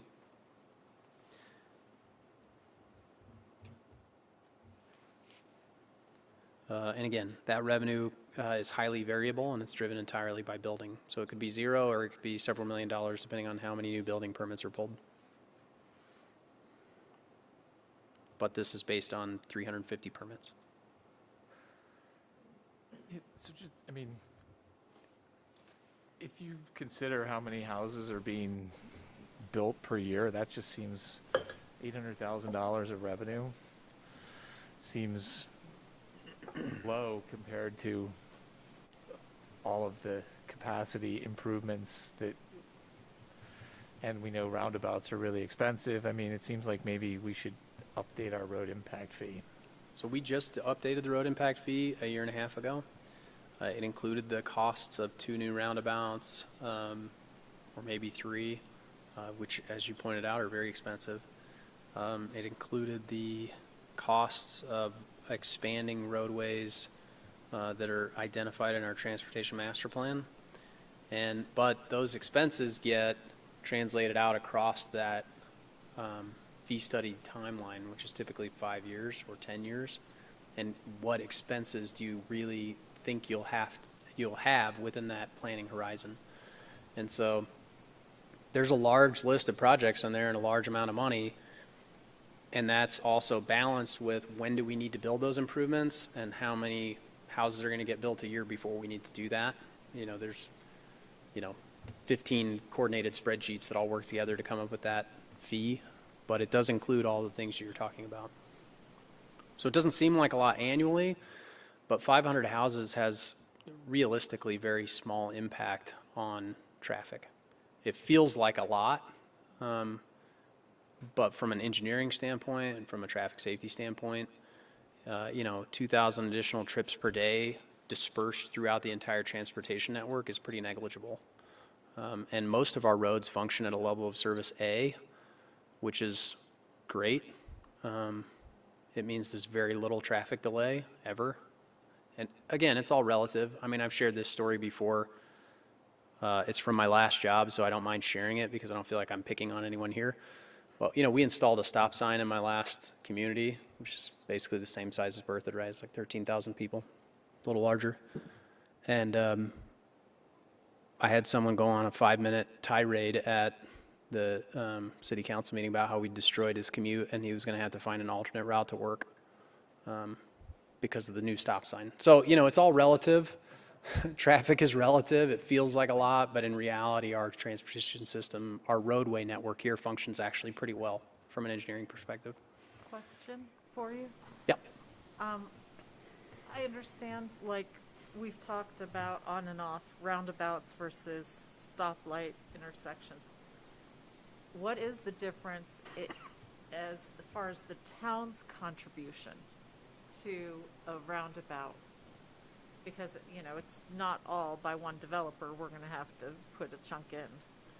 So it depends. The cost of an improvement like that, so if you're talking about building a new roundabout in conjunction with the development, right? So we require traffic studies, right, of all new developments. They look at existing background traffic and expected new traffic, and then they identify any needed improvements that have to occur, right? It's a long engineering document. It's really boring to read.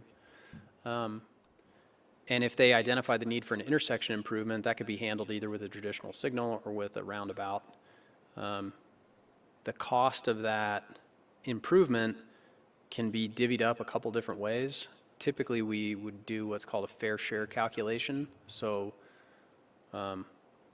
what portion of the traffic in that new intersection is driven by your development, and you pick up a percentage of the cost based on that, and then the town would eat the rest and then pay itself back with future road impact fees if we needed it at that time.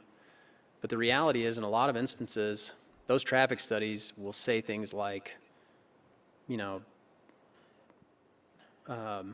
there will be a future signal needed as additional developments occur, but it's likely not to be needed for another 10 years.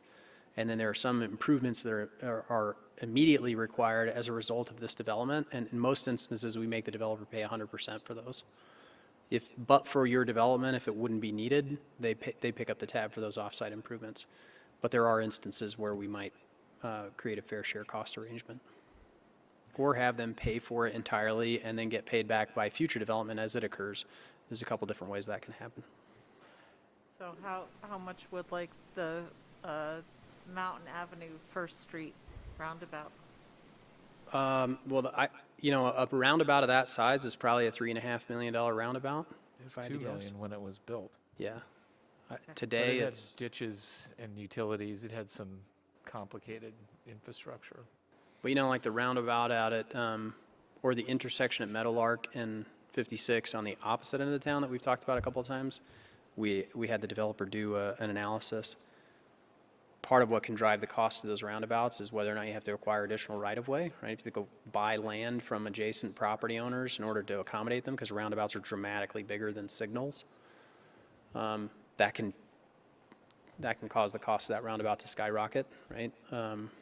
But even if you own the existing right-of-way, that roundabout is going to be a lot more expensive than a traditional traffic signal, probably 10 times more expensive. So. Yeah, so I guess I don't really want to belabor it, but it's just, so maybe I should just look at the methodology of what we did a year and a half ago, but just, if I just think of the Spartan Avenue corridor, so doing the railroad crossing is going to be millions of dollars. Millions of dollars, especially if we can have a grade separated crossing, which we cannot. I can tell you already. We've already studied it, but. All right, well, that's going to be a huge expense. And then you think about the other end where Spartan, it has crunch times with the high school, but Spartan and Berthoud Parkway is already a pretty substandard intersection, it seems to me. And then we have south of Spartan down to the entrance at Trails of Creekside and Harvest Ridge. So, just that stretch, that's whatever, $20 million probably. And if we're only generating $800,000 a year. The widening of that road won't be anywhere near $20 million. Well, a new intersection at Spartan, the railroad crossing, and the improvements of Berthoud Parkway south of Spartan. An intersection at Berthoud Parkway and Spartan, I won't go in, we don't have to debate the engineering details, but from a traffic perspective, outside of that 15-minute peak traffic time, and school comes in and school gets out, there's no traffic issue out there. And there won't be for a long time, even with growth.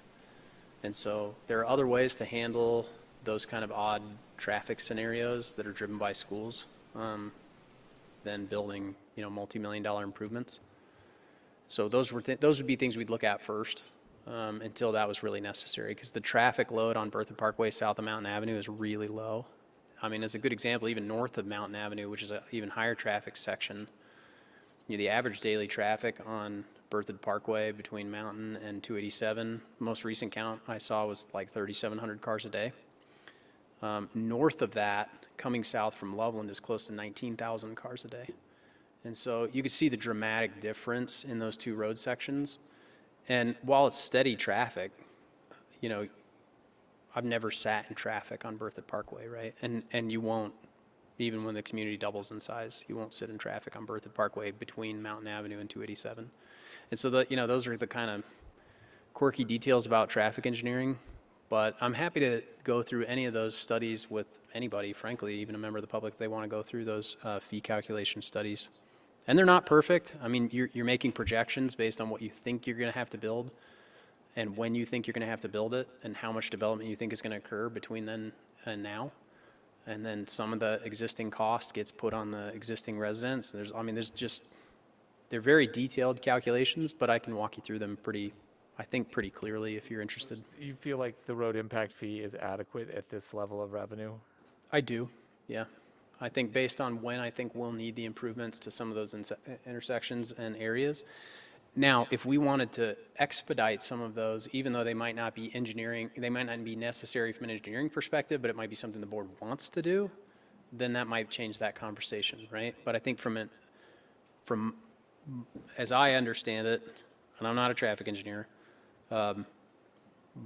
but we're in a really good position right now from a roadway perspective. And actually, I think where we'd probably want to expand a roadway soonest is First Street. That's probably the highest trafficked road in town that we haven't spent expansion money on yet. And that will be a very expensive expansion, but it's still probably not necessary for several more years. South of Mountain or? North, yeah. South of Mountain gets very little traffic. From a traffic engineering perspective, right? Again, traffic's all relative, but we're talking about order of magnitude 10 or 15 times higher north of Mountain Avenue than south. So, But south is uglier. but these don't pay for ugly improvements or ugly corrections. These pay for capacity corrections, right? And again, the current fund balance in the road impact fee is pretty solid. And, you know, if we're adding on average close to $1 million a year, I think we'll be able to do the improvements we need to do when we need to do them. But again, if the board wanted to accelerate those before they were necessary from an engineering perspective, that would change that calculation.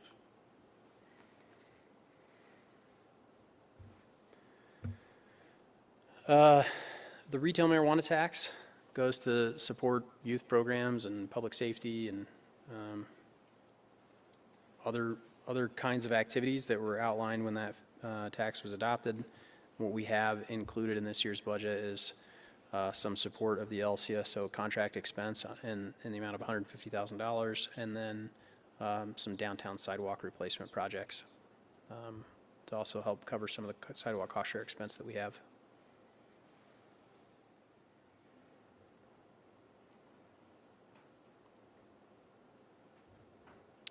In the 1998 1% sales tax fund, we've talked about this fund lots of times in the past, but just as a refresher,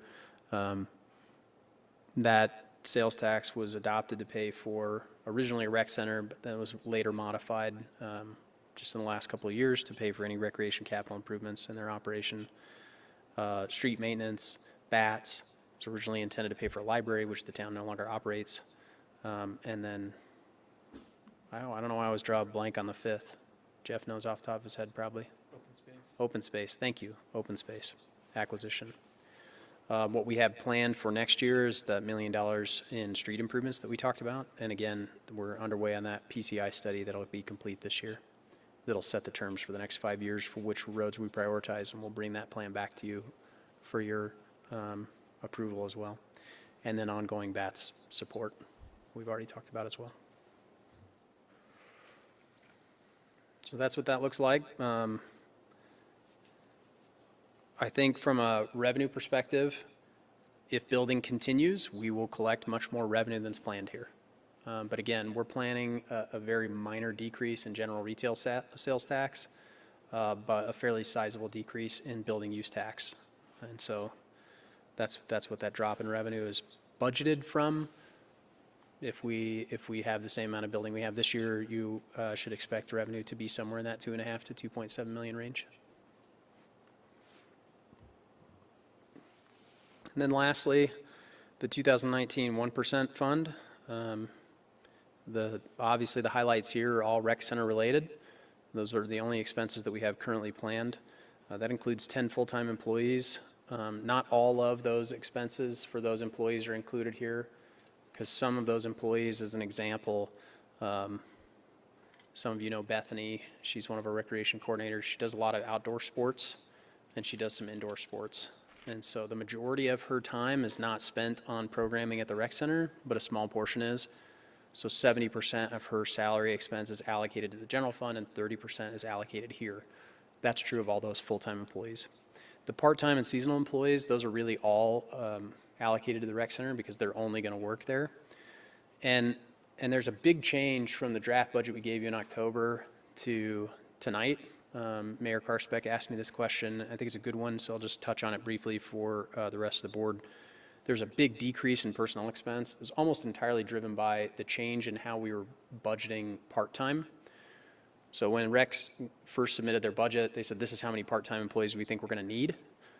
And what got included in the budget is then part-time, like a regular part-time employees, 20 hours a week, 52 weeks a year. We're not going to have that many part-time employees that work that many hours. Some part-time employees at the rec center might work 8 hours a week, not 20.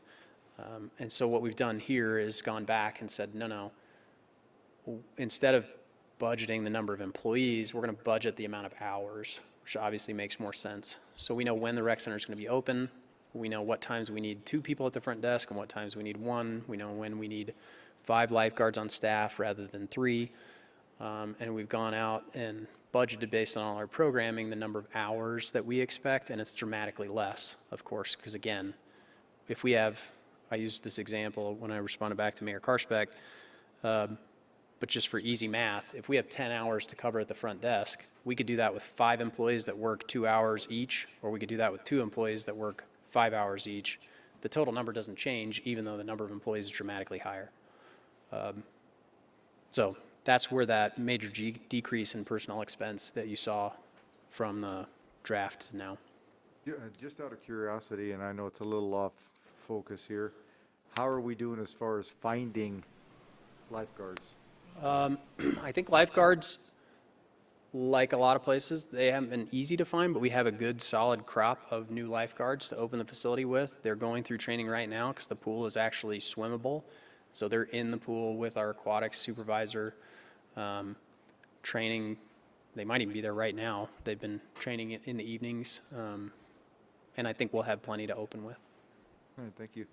And that's, the rec center is unique from my perspective, from a recruiting standpoint. When we talk about new employees, we've been really fortunate. People are really excited and want to come work at the new facility. That's never really the case for like a water treatment plant operator position, right? It just isn't. Let's just be real. It's just not. It doesn't mean they don't love what they do, and water operators love what they do, in my experience, a lot of them. Not all of them, but a lot of them are really into it. But it's just not as exciting, right? But this new facility, there are people from all over northern Colorado that have wanted to be a part of it. They want to be a part of opening it. They want to be a part of working there. And so we've been fortunate. We haven't had major recruitment problems at the rec center, which is really cool. And when I say FTE, for me, that's full-time equivalent. So we take the number of hours that we have planned, and you basically divide by what a full-time employee would work, which is like 2,080 hours a year. And that gives you a full-time equivalent. So they're part-time employees, but that's what the FTE stands for. So that might be made up of 65 part-time employees, part-time and seasonal, but they're going to work the number of hours that maybe 21 full-time employees might. So this is no small task. We've dramatically increased our staffing in order to manage this facility, and it's not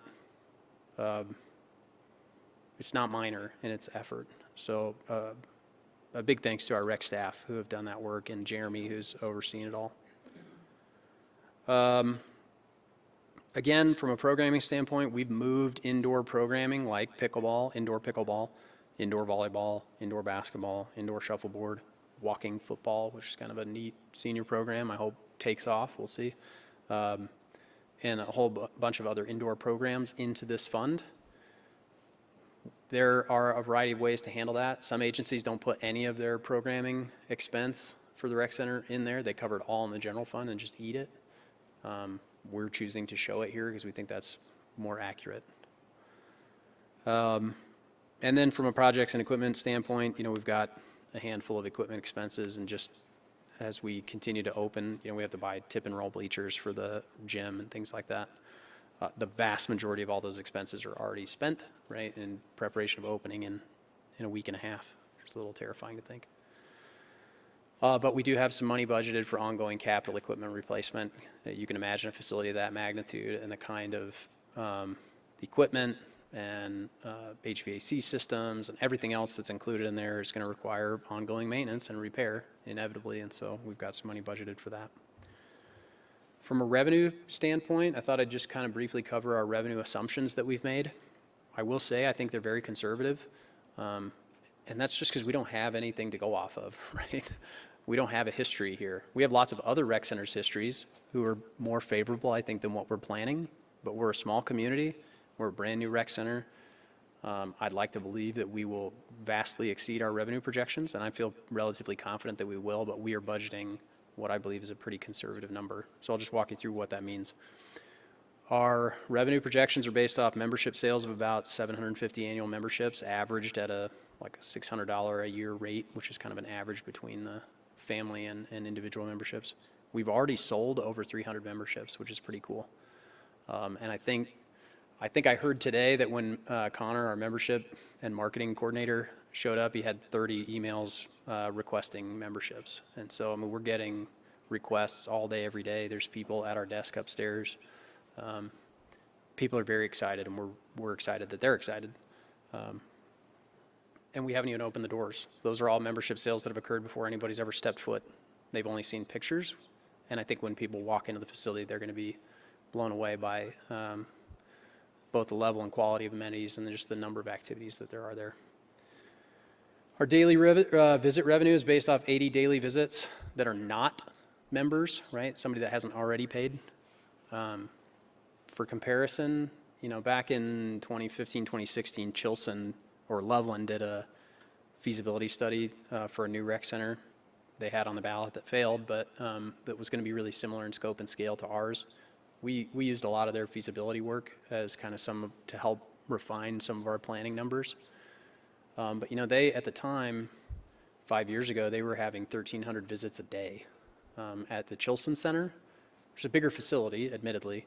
And so we're planning dramatically fewer visits than that, but 80 daily visits is not a large percentage of the possible daily visits at the facility. And that membership and daily visit revenue doesn't include additional punch pass sales. It's kind of all lumped in there.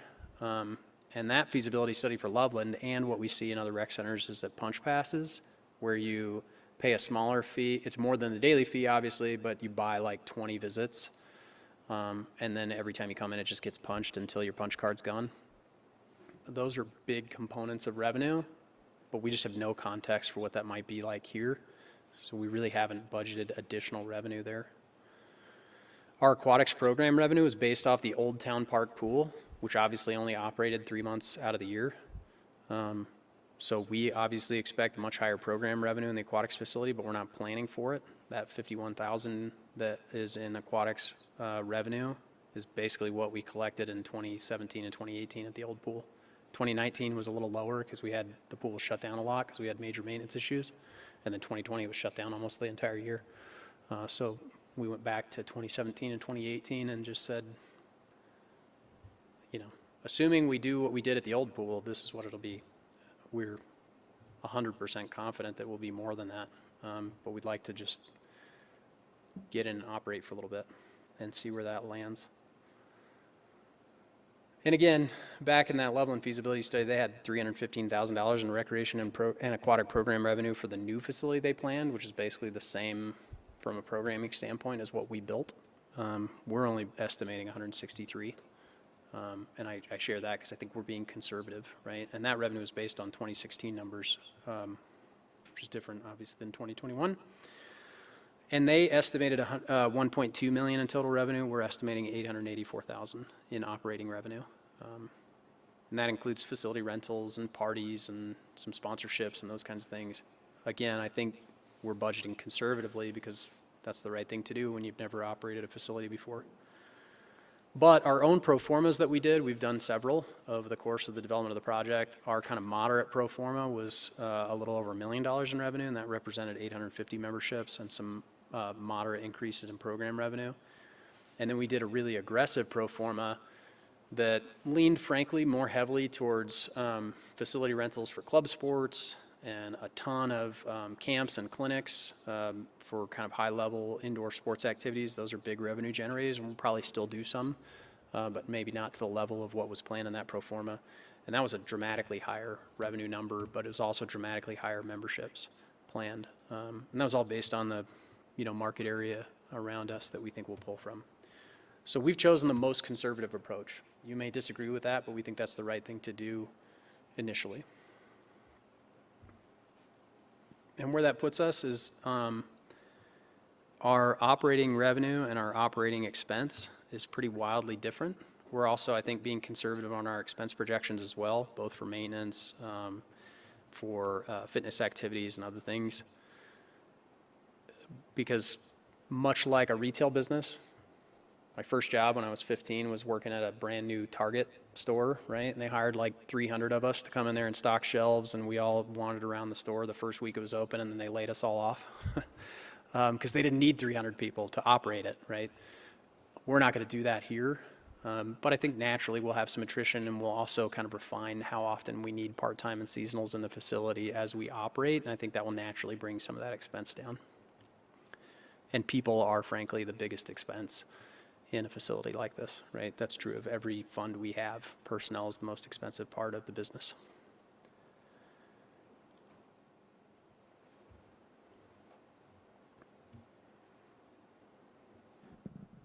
So can you go back just for a moment? Sure. To this slide? So, yeah, so when I'm looking at the 2022, so we, obviously, the construction funds are done with, so that line is 0. Recreation center operation, you went conservative, so high on maintenance and We high think on so. budget, right? I mean, I think it's accurate, but I think it's conservative. Okay. And then the COP, that stays pretty steady over Yeah. the life of it. So the revenue and expense, so the difference is only 86,000? That doesn't seem right. It's not. Okay. And so what you're seeing there, so I'll go back. What we're actually planning from operating revenue is 884,000. Right, okay. Right? So what So- we're actually talking about is $1 million delta. That's being covered by sales tax that Okay. funds the facility. And that sales tax was adopted to help fund the operation of the facility. Our original pro formas were anywhere from $300,000 in delta all the way up to $1 million. We've chosen the much more conservative approach. We even did some pro formas that showed it being net in year 5. I think that's possible. It's unlikely only because there's not a lot of public rec centers that operate that way. But what this represents is really like a 40% cost recovery. Most rec centers operate at 65 to 70%, and there are some that operate at 85 and 95%. So you could see we're planning a very low cost recovery number. Again, mostly because we just don't have anything to go off of. And I'd rather come to you in 6 months and say we're grossly outpacing our revenue projections and our expenses are much lower than we thought, than come to you in 6 months and say we blew this and we're, $300,000 in the red. So at this, with this conservative estimate, will our revenue from the sales tax, how much, if we end up at this very conservative end of things, right? Things go south and we have not as much revenue as we expect. What will have to come from the general fund? nothing. Nothing from the general fund? It can In still the be next 5 covered? years, there should be no subsidy outside of this fund. So this fund can fully contain the expense associated with the rec center for the next 5 years from our projections. If at the end of this year, it is as bad as we show, and we didn't make more money and we didn't spend less, then there's a lot of things that we can look at. One of the things that's driving our expense to be really high is we're also planning to be open more than any other public rec center around us. Longer hours, more opportunities for programming, open earlier, open later, open more days. And every day it's open, it costs more to run, right? Because you have to pay people to be there, and that's, again, the majority of the expense. So one of the things that we would suggest if we are not doing better than we planned is that we cut our hours back to be more in line with what you see around us. But we think being open early at 5 a.m. is a great benefit. And a lot of public rec centers around us don't open that early. We're staying open till 10. Most public rec centers around us don't stay open that late. And so, there are things that we can do to bring expenses down just by changing our operational model. But we're, again, I think kind of starting at where we think is the best service we can provide. And then, you know what, if we find out that there's 6 people in the facility between 5 and 7 a.m., I can tell you that won't ever pay for itself. And so we'll recommend to you that we cut the hours back at the facility.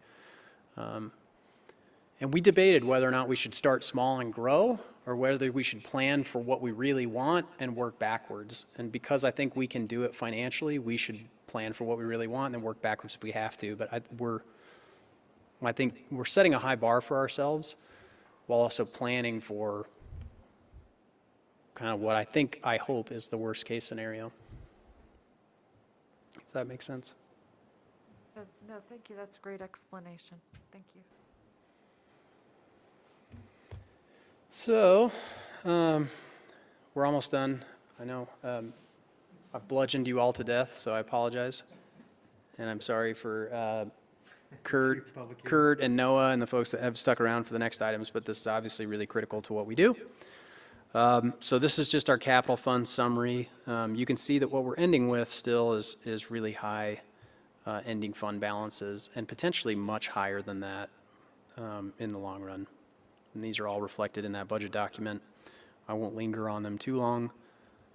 From a total budget perspective, what we're budgeting is $83 million in beginning fund balance. I can tell you at the end of September, we had a fund balance total across all funds of just over 100 million. And so this represents obviously expense between now and the end of the year. We need to go through end of the year closeout before we say, yes, that's what we think we're going to have. But what I'm suggesting is that we're in a very good financial position. We're not just stocking that money away so that we can sit on it and feel good about it. We're saving that money for major projects in the future, right? The money, the $20+ million that's in the raw water fund is to buy more water to continue to support the community in the future. The $8 or $9 million in the wastewater fund is to build major improvements at our wastewater facilities to expand capacity in the future. The $15 million plus or minus in the general fund can be used to build new parks or to repave streets in town. There's a whole long list of things we've talked about internally that will come to you in the future with ideas for where to spend those funds. But again, the net difference in revenues and expenditures is all driven by capital. It's not driven by operational deficits. The only operational deficits that we really have are the cemetery, BATS, which is is subsidized again by the sales tax fund that was dedicated to pay for it. So I don't really see that as a subsidy, right? That's what it was intended for. And the rec center. And all of our other funds are really healthy operationally and will continue to be as we move forward. And again, we're saving money so that we can do big things that are needed for the community in the future. Yeah, the whole point of the capital funds is to save up for major projects and minimize future borrowing. So that's right. It's, whatever. Having in 2010, the town's budget in real dollars was less than it was in 2002. So to see the revenues and the reserves that we have and the projects that we're able to do, I mean, it's just incredible. So it's really phenomenal position to be in. And I will give credit and kudos to Cindy. She's sitting quietly in the back. She hasn't coughed too loud yet, so I hope they haven't gone too far out of line. But Cindy just does a phenomenal job with her team in managing our town finances. She oversees everything from paying bills and payroll and handling utility billing to investing the huge numbers of funds that we have in some of these fund balances and putting this budget together. And she's always taken a very conservative approach. When I started here in 2018, I think our general fund reserve was somewhere in the neighborhood of $3.5 million. And I think it's realistically somewhere in the neighborhood of 16 today. And we're saving that money up to do some big stuff. And that's mostly because of her conservative budgeting and her real attention to detail and the way that we manage our finances. So I just want to say thank you to her and her team. And the last bit on here for you is that on December 14th, we'll come back to you for the final fee schedule adoption, the budget adoption, and the mill levy adoption for the 2022 mill levy. And I'm happy to answer any other questions you might have.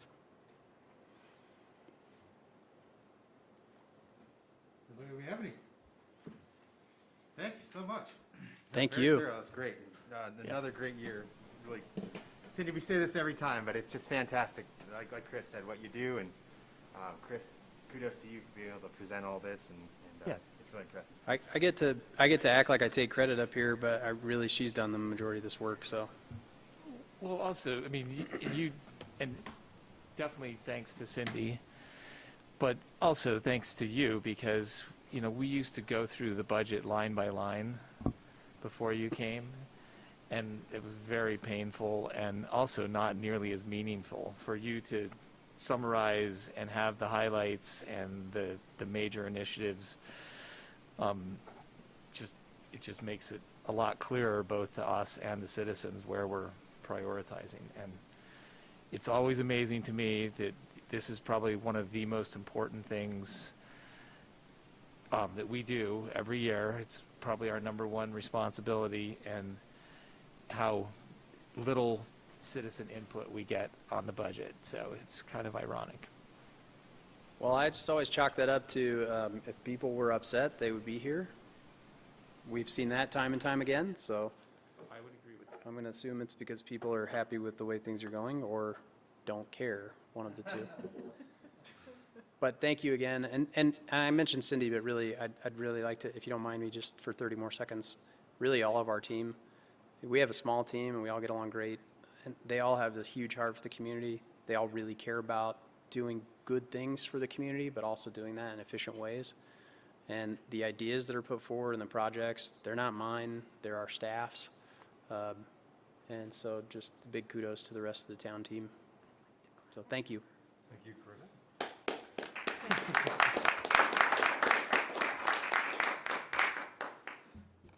All right. Good luck, Bert. Thank you to the audience, yeah. That was a really good presentation, Chris. And a lady who left did bring up, for you, those of you in the audience, that it is really hard to hear different speaker noises, apparently, and so I brought that up to the clerk's office. Obviously, as we put out this new system, there's going to be some stuff for adjusting, so thanks for bearing with us on that. Yeah, so we'll move on now to our adoption of engineering standards. Well, I was planning on going through this line by line after the budget, just to work on the, earn your money tonight, right? Same agenda. Just kidding. The same agenda. And it's kind of like a stadium back there, just for everyone, but it's very interesting. But we'll try to go through this very quickly. Engineering standards, as Chris was stating before, one of your main goals was kind of to create resiliency and sustainability in the future, and engineering standards go a long way to do that. They're kind of the skeleton, the circulatory system of the town, and when they're broken, the town obviously both has a long-term cost and a very big short-term cost. So we want to, and we know that there's been a lot of mistakes in the past. So this is, I think, the most major thing we could do to fix those problems. And I think especially for Wilmarine, you live in Gateway, that's kind of one of the first subdivisions that comes to mind. Is kind of an example why you need engineering standards. So every phase of Gateway literally has different infrastructure built to a different standard, which is, doesn't work very well, and makes it much more expensive for the town, especially in the long term, to maintain that infrastructure. So, again, a lot of these older cities, they've got infrastructure that's over 100 years old. I mean, in Europe, some of them, a few hundred years old, and you're not putting in money to it. But if it's not done right, that doesn't last that long, and then you're not being able to build those nice parks and EV charging stations and the bike parks and just all these great things that you're talking about in the budget. That becomes a problem. So that's what we're doing here tonight. So in 2019. I guess the town authorized a budget item to create these new engineering standards. JVA created them. They languished a bit, but we picked them back up, and Baseline Engineering, who's on the call, and also in late 2019, Baseline took over doing development engineering for the town, and that includes development infrastructure inspection. Which has been much needed. We think that the infrastructure has been dramatically better since Baseline has been with the town. They do a great job. So Noah Numbers, who's the town engineer, is on the Zoom call. Hopefully he didn't come in, which is good. So, but he can answer any of the technical questions. And Baseline has double reviewed this. So this was created by GAVA. Baseline double reviewed it, and also Ken, since he's been here, he's been looking over the standards too. So we have a lot of engineering experts kind of reviewing this and making sure it works. Moreover, we have been applying this to the new developments that have come forward since really the summer, since really we took it over from the former Public Works Director. We haven't really, so it's been beta tested, if you will, I guess, would be the kind of the software term, and so far we haven't really seen any problems with any of the development engineers. They haven't had any issues. So this has, I guess, gone forward already, and we're kind of already using it. But with that, there's also some additions, and we made some additions from the GAVA original document. Those include things that I think maybe Jeff was kind of alluding to with the road impact fees, but things that we felt were necessary. Those include kind of a pavement index study for any roads that will be impacted by a development. So like Trails at Creekview would be the perfect example right now. So they would have to do a study of Berthoud Parkway, of the pavement thickness of that Berthoud Parkway, and basically they'd be calculating how much extra impact they'd be putting on Berthoud Parkway if their development was approved, and we'd be collecting monies essentially or improvements to basically take that portion that they're going to be that's what we'd be taking. So maybe not the best way to say that, but so we're doing that. We're increasing the pavement. We're including fly ash because we have expansive soils. A lot of the northern subdivisions in town have not done very well with infrastructure because of the expansive soils, and that's something that's really helped. We're also requiring any frontage that a development will have on any arterial or collector street. So again, Trails at Creekview, I guess, is an example, but let's say they needed Berthoud Parkway would qualify. So if they need to put in turn lanes, or let's say maybe they needed to do a roundabout there, like the farmstead, the new phase of the farmstead, that would trigger, the developer would be triggered to do that, or to pay whatever their portion of their funds once that study came back. So again, that study would be done. They'd either have to make those improvements and we would pay the rest, or we would take some fees for that. So there's that. Also stubbing all utilities to any adjacent properties. That's not really in the code right now. If you notice, that's always been a condition on almost all of your approvals. So kind of want to stop doing that as a condition. Also that, we can trigger a roundabout study or any other traffic related study if the staff or the engineer feels like it's necessary. One of the also the traffic signals or traffic control devices, calming devices, the rapid flashing beacon lights, that's now automatically in the code, so we don't have to ask them to do that or are conditioned to do that. So that's a real benefit. And then the biggest thing is really adding timing, which is very common around the country to have timing for improvements. In subdivision or construction regulations. And what does that mean? That means when do the amenities or really all the improvements go in, and how are they bonded? We've been doing that kind of carte blanche, or a la carte, I guess I would say, with every development, and each one has its own agreement when they're going to build their park, when they're going to build their trail, et cetera. I signed an agreement. Now they would go in up front. So all those amenities would go in up front, so we wouldn't be negotiating except for a larger subdivision. So we think that's a real positive, sidewalks as well. This was sent to all of the developers. Obviously, they've had it for months, and these changes they've had for at least a month.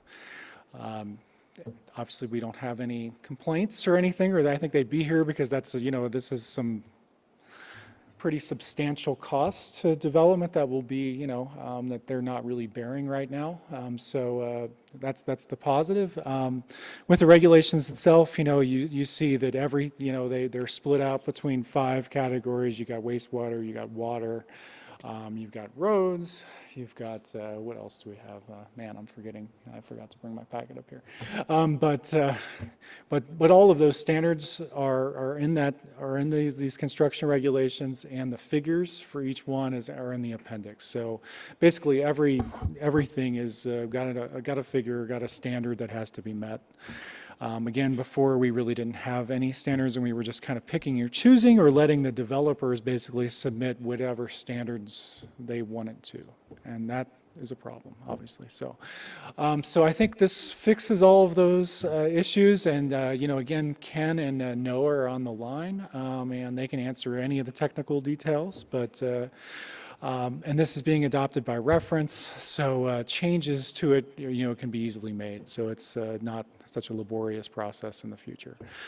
But this is a big step, I think, forward for the town, and I think we'll correct a lot of we've been correcting all these mistakes through the Baseline's been doing a wonderful job. They have permanent inspectors here at town, but I think this is a major step, and with Ken, to fixing those problems that happened in the past and making sure they never happen again.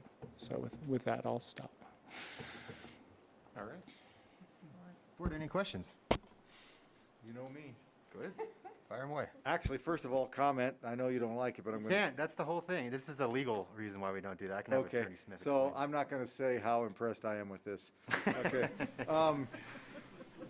Actually, only a couple things. How hard, or does anybody agree with me that in section 103.1 that we could add fiber optics in there? I'd say the reason why we wouldn't add fiber optic infrastructure, one, we don't have a fiber optic network.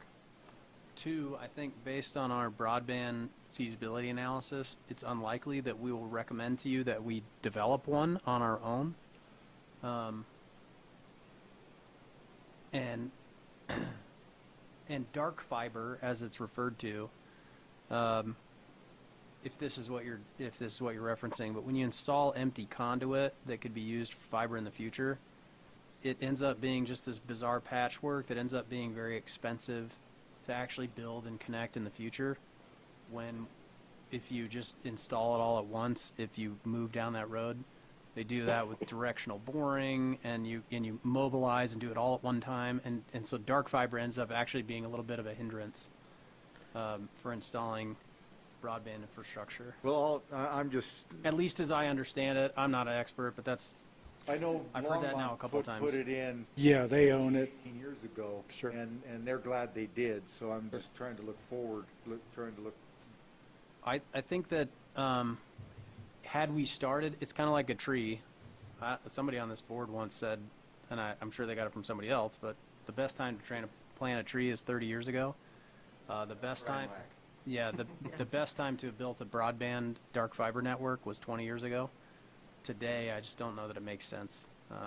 I'm not that up on it. So But we can easily add it. Yeah, Yeah, I mean, I'm not and that's saying we why, can't. since it's adopted by reference, so we can easily add this. If I know Walt and Chris have been doing that study with the other communities. I think like Loveland. I think they contacted Loveland, and maybe when that comes back, if that's a need, or if we can come back I by to it. no means are an expert at this, but I'm just going by. I think what it's a people great have question. I think Yeah. it is, too. It is. I got some comments under it we could put later on Sure. to that discussion. And then the only other, we're definitely going by Lucas standards, because I know in the Yes. past that we've had Yes. conflict with what. Yeah, that was adopted a few years ago, right after your We did have farmstead. some old. We did yeah, have some we- old language in the development we code that removed was that. in conflict with Lucas. We've Okay. never used it that way. But we follow the Lucas standard. Yeah. Okay, and that's good, because then it's set. there's no question going forward.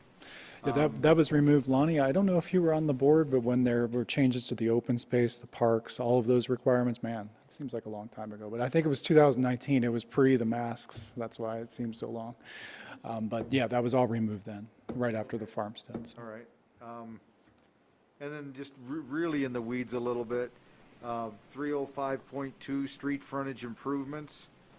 I had talked about tree lawns and trees not being put in, and in these standards, those homes should not be given a certificate of occupancy until those trees or until the tree lawns and everything associated with them are put in. Am I misunderstanding that? Can you point to that Can you- section yeah. again, just so I can look at it and make I sure? didn't- 5.2? Packet's very large, so I didn't bring it up here, so. So on we've my talked a phone. lot about trees. What we do not want to do is hold up certificate of occupancy when a home finishes in the winter and it's not the right time to plant a tree. Yeah. So there is some leeway given there, right? Because one, we don't want to hold up the closing of someone's home, right? That ruins people's lives in a lot of ways, as you can imagine. And we also don't want them to plant a tree that we know is going to die. I understand that, but I see some of those trees, their trees are planted in their front yard, but not on the tree lawn. So that's, but the point being is, if we give them a CO, because everything else is fine except for the trees, do we have any recourse to make sure that those trees are planted later? Well, Lonnie, we bond the trees if it's outside the season. So that's how that works.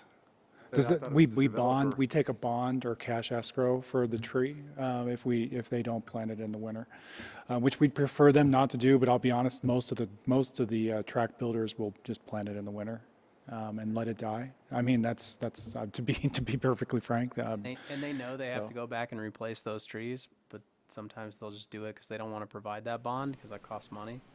That bond is like an insurance policy, right? So if they don't do it, we take that bond and then go install them ourselves.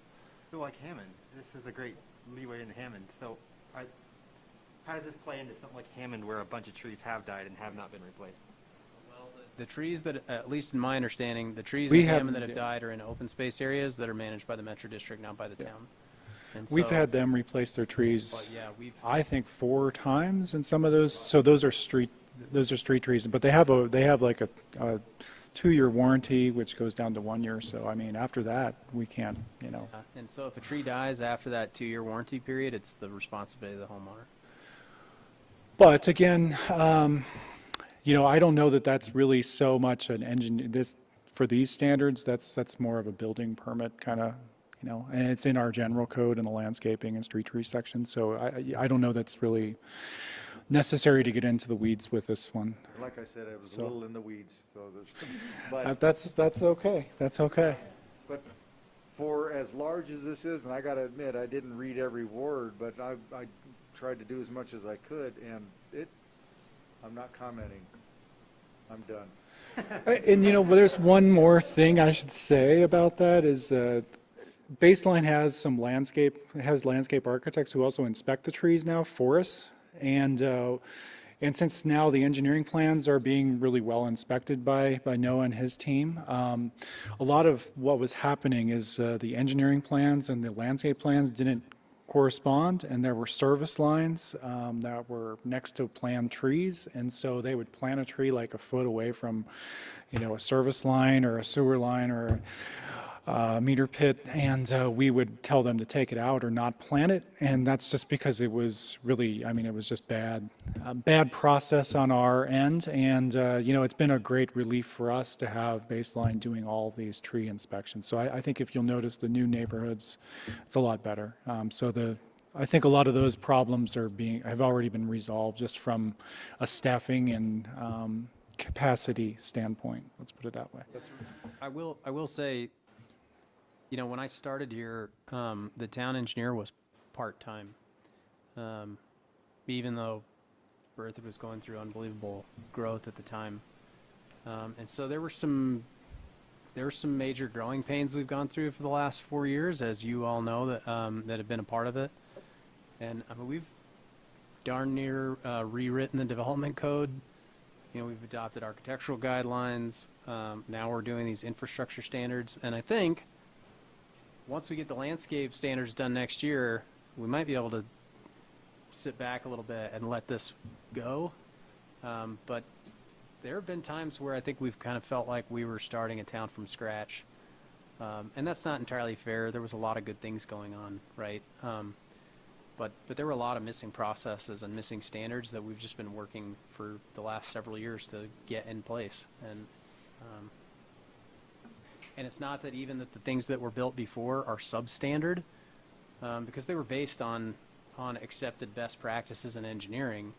They just weren't standardized.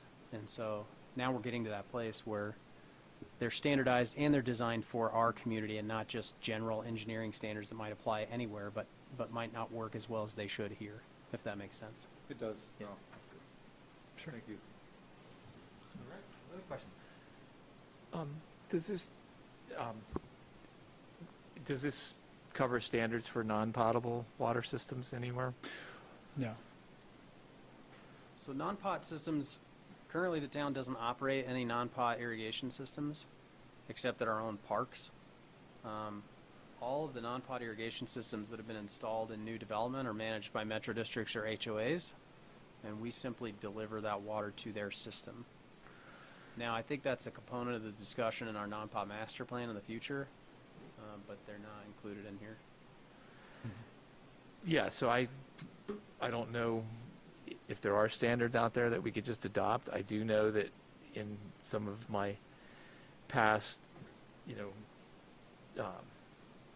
tours in different neighborhoods, I've heard complaints about several of our older non-pot systems, both in terms of the seasonal availability, but also just in terms of water pressure and other. So it seems like even though we are not operating it, it seems like we want to have some standards so that, we're really trying to promote that. And we have a huge development that's really going to be doing that in, 100%, right? Farmstead. So it seems like we would want to have some standards for making sure that that works. And because if we have a problem down the road, people are going to blame us, not blame the metro district. Or But we are inspecting, we're reviewing their plans and inspecting at least the components of infrastructure that touch ours. We could set a standard for those irrigation systems even if we're not going to own and maintain them in the future, I think. We haven't discussed it. My suggestion would be that we find some non-pot standards or baseline maybe has some and get that. I mean, that's there are plenty out there for major part of the infrastructure. And then on a, kind of a more minor note, but also just something that I notice a lot, does it have any requirements for sprinkler system controls or sensors in open space or even for private residences where they have a rain sensor so they're not running when... So that is something that we were going to specifically look at next year with those landscaping standards, and we're also partnering with Northern Water, and we're thinking of adopting some of those standards even with building permits. There's some, I can't remember, it's like water sense or something. Yeah. But that's where we were going with that, and having all those landscape requirements and looking at the irrigation systems with that and adopt that with the development code. So yeah, that's where we were. These standards are for hard infrastructure, really. I mean, Okay. like streets, sanitary sewer, water utility, dry utilities, even that we don't own, but how they get placed and where they get placed. It has specific sprinkler systems listed in here. It does. So It does. But we will, I'll be honest, that's not something we really spent a lot of time on. So, but we were planning this big effort to kind of really focus on that. This was really meant as, like Chris was saying, the kind of the major utilities, our infrastructure, so. And some of that is a result of the fact that we started on these engineering standards 2.5 years ago. Took a long time to develop them. We changed engineering firms. We changed town engineers. And so they've been kind of long in coming, and so some of our thought process has changed as we've gone forward. But we haven't removed some of those things that we included originally, like sprinkler system design, but that will get changed as part of our landscape guidelines. I think that, oh, no comments. Questions? So, if we're still with the Lucas standards, we're still doing, like in some areas, the right in, right out without any left-hand turn? Well, it depends on the traffic study, Yeah. and Noah's on the call. It also He depends has on an intersection chance to- spacing, it depends on what classification of roadway it is, if it's a major collector or a minor collector or an arterial. There are all these technical design criteria included in the Lucas standards, so if it's an intersection on a major collector street, they have to be 600 feet apart, and if they're not, then they need to be a right in, right out. That's true of every community's transportation standards. Some are much narrower, some are much longer. We use the Loveland Lucas standards. There are Fort Collins Lucas standards as well. Outside of a couple very minor differences, theirs are a little more urban in nature, but outside of a few minor differences in cross-section design for the roadway and in intersection spacing, which is only applicable in a couple of road classification types, they're almost the same. Okay, I think the right in, right out. So if we had a Hammond in the future, it'd still be kind of the same thing with some of these lesser used roads would still have a right in, right out only. Yeah, and for what it's worth, there are a lot of times when we meet with developers and tell them this road is going to have to be a right in, right out, and you should redesign your project to move it to be a full movement intersection because you might only have to move it 75 feet, and they don't want to. And there's no requirement for them to, but if they place it closer to the intersection, it changes how that functions. If their traffic study doesn't say that's going to create traffic problems, then we don't have any reason really to say no. And there's plenty of places around the country. Sometimes we think of right in, right outs as those pork chops. I call it a pork chop, right? But it's like that. It's that little triangular shaped Island in the middle. island. Yeah. But if you think about any major roadway that has a median, it's a right in, right out, right? Unless there's a dedicated left turn lane that splits the median. Yeah. And so those right in, right outs exist everywhere. It's not an uncommon situation. It can be irritating for people. I'm glad you brought up the different Lucas standards, because I learned this from the Bike and Ped, and this leads to a question, but the Fort Collins versus the Loveland standard. And the Bike and Ped Collaborative informed me that the Fort Collins standard also has requirements for overpasses or underpasses for pedestrians triggered at a certain size development. Do we have anything on that?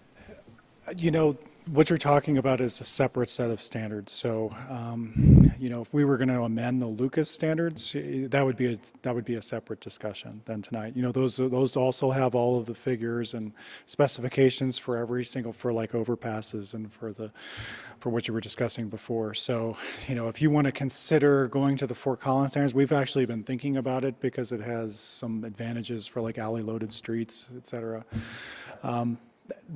That's something that I think we can explore and bring back to you. It wouldn't really take much time from a staff perspective, but we can do that next year.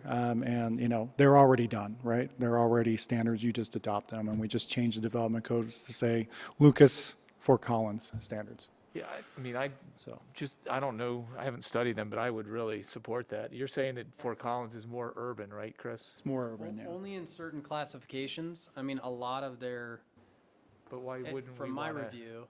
Why because- wouldn't we want to just adopt those instead of Loveland?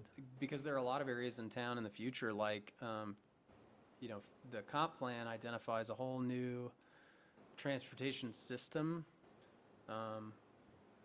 that's based on the development pattern that's being built, right? So we have in the comp plan and future development code changes, we'll have rural development areas that don't need urban infrastructure and shouldn't have it.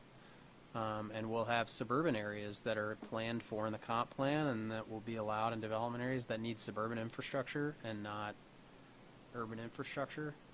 And I think that the level of urban infrastructure that you see in Fort Collins is overkill for what we're doing in some of those roadway classifications. That's not true in all of it, but I think that there's pluses and minuses. I don't think it's as simple as like based on my review, and I'm not an engineer, but I've compared the different technical design criteria personally. I've done it myself, and in a lot of instances, they're very similar between Loveland and Fort Collins.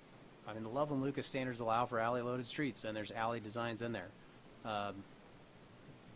The Fort Collins standards allows narrower intersection distances or shorter intersection distances on certain roadway classifications, but the same exact intersection distances on other roadway classifications. So I just, I think we'd have to do a technical analysis to really say what would this mean for us.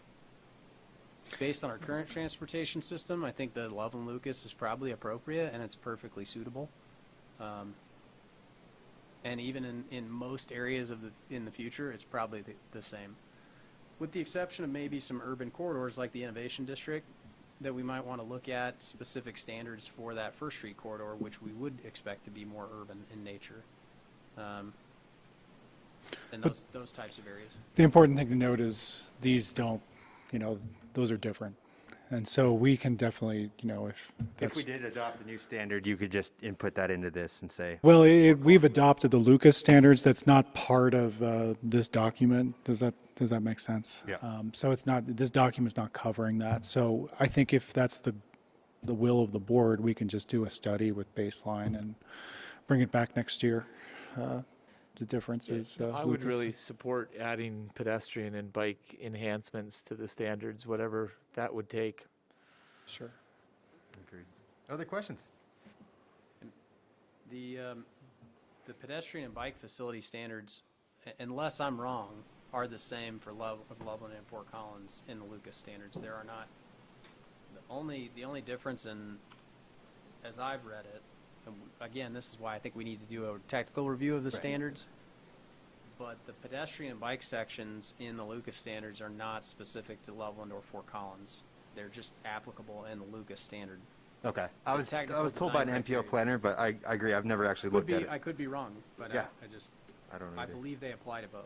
Cool. Other questions? Thanks. Okay, at this time, I'm going to open it up to the audience and open the public hearing. If anyone in the audience would like to speak to this agenda item, please come to the front and state your name and address. No sign-ups. Do we have anyone online? Anyone that is in the audience that would like to speak and didn't have a chance to sign up? All right, at this time, I'll close the public hearing and bring it back to the board for a final discussion here. Let's start at, let's start left to right. I think you brought up fiber was one of your points. Fiber was the only thing, and I think, I don't understand this black fiber or whatever. I mean, but all I understand, we can't go back 30 years, but we can start right now and go forward. I'd hate to be 30 years, well, I'm not going to be here in 30 years, but look back and say, man, I wish we would have done that back then. So unless there's a reason not to, I would, I think it would be to include that. I think with Chris's point, so Chris and I were attending this thing in Johnstown with the money we all went in and paid for with the other communities, and the consultant, I think Chris and I had kind of walked away with two different points on that. The consultant brought in that if you have a one dig policy, which means anytime a contractor goes in and digs, we require them to put in conduit or whatever we want. And he was bringing up the example of, I think, an already built out municipality and saying, and feel free to, Chris, and interrupt or disagree with me, but he's saying it creates a patchwork if you're just going street by street every time there's a need of repair, and then going back and trying to fix that patchwork can become an issue once because they're not all connected. And I think the way I interpreted it was, I see his point, but if we're putting in full developments that are connected, we could just have the developer do this all at once. That was I don't know, how did you feel about that, Chris? So I think the one dig policy isn't that we force them to put in new infrastructure. It just means that when they open a trench, that they have to allow everybody to go into it that can. Okay. So it's not that we require them to add new infrastructure anytime they open up the street. Excuse me. I think you're right. Trying to do that in an existing area is practically impossible anyway. There's not going to be anything that's going to drive that. most of the new developments are already installing conduit for fiber optic cables. So just because I think the telecom companies all know that's the future anyway, right? And they have conduit that's suitable to pull fiber optics through if they didn't already install it when they put in all their infrastructure in the first place. So I think in most new developments, it's already getting covered. I don't know of any new development that's not putting in Right. fiber optic. And then there's, every development has a public utility easement on the front of every lot or every street. It's so. already happening. But these are going into, It's just, private first. it's being done privately, right? Like, so Comcast will put it in and, they'll say like Heritage Ridge, they'll put it in Heritage Ridge. And, a few of the subdivisions, they've actually had the smaller, I think it's Hilltop Broadband has installed the fiber optic in that subdivision. But Comcast has the option to, but every single subdivision that I know of so far has installed, one company or another has installed fiber optic. The difference is it's not publicly owned. Yes, it's all fiber private, optic. so. So my thoughts are, we do what Lonnie was suggesting, that it gets turned over to the town, and maybe we have to wait till this feasibility study's done, but whether we choose to go with Longmont or whether we choose to go with a private contractor or a private company, the town would own the conduit, and this would already be done so that future taxpayers don't have to go in and cover these developments that we can cover now. And I don't know the costs. I'd imagine they're minimal if they're already building. And for clarity, it wouldn't be future taxpayers, it would be future ratepayers, which Future is different. ratepayers, correct. Yeah.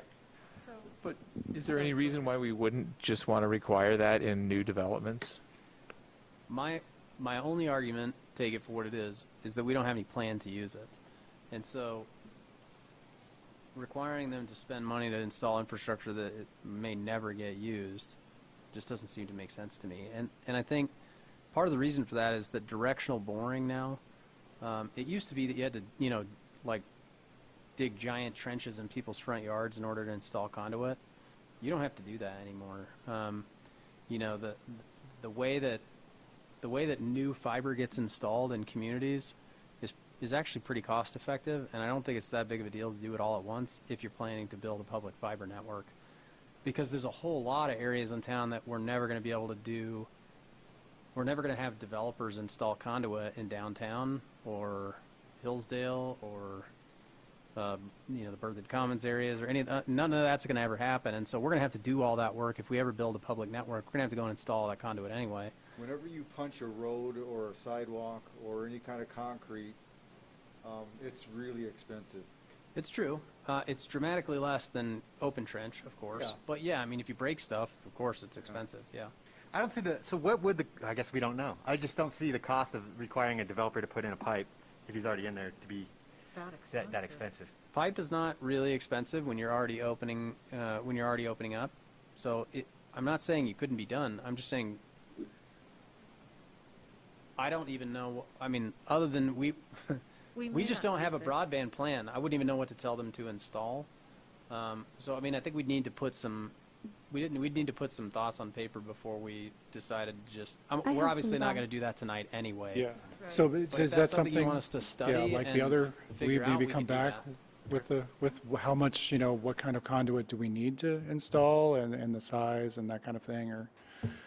Is it something we can add on to this, like if we adopt this? Yeah, that's why it's being adopted by reference, is how the ease of making changes, so.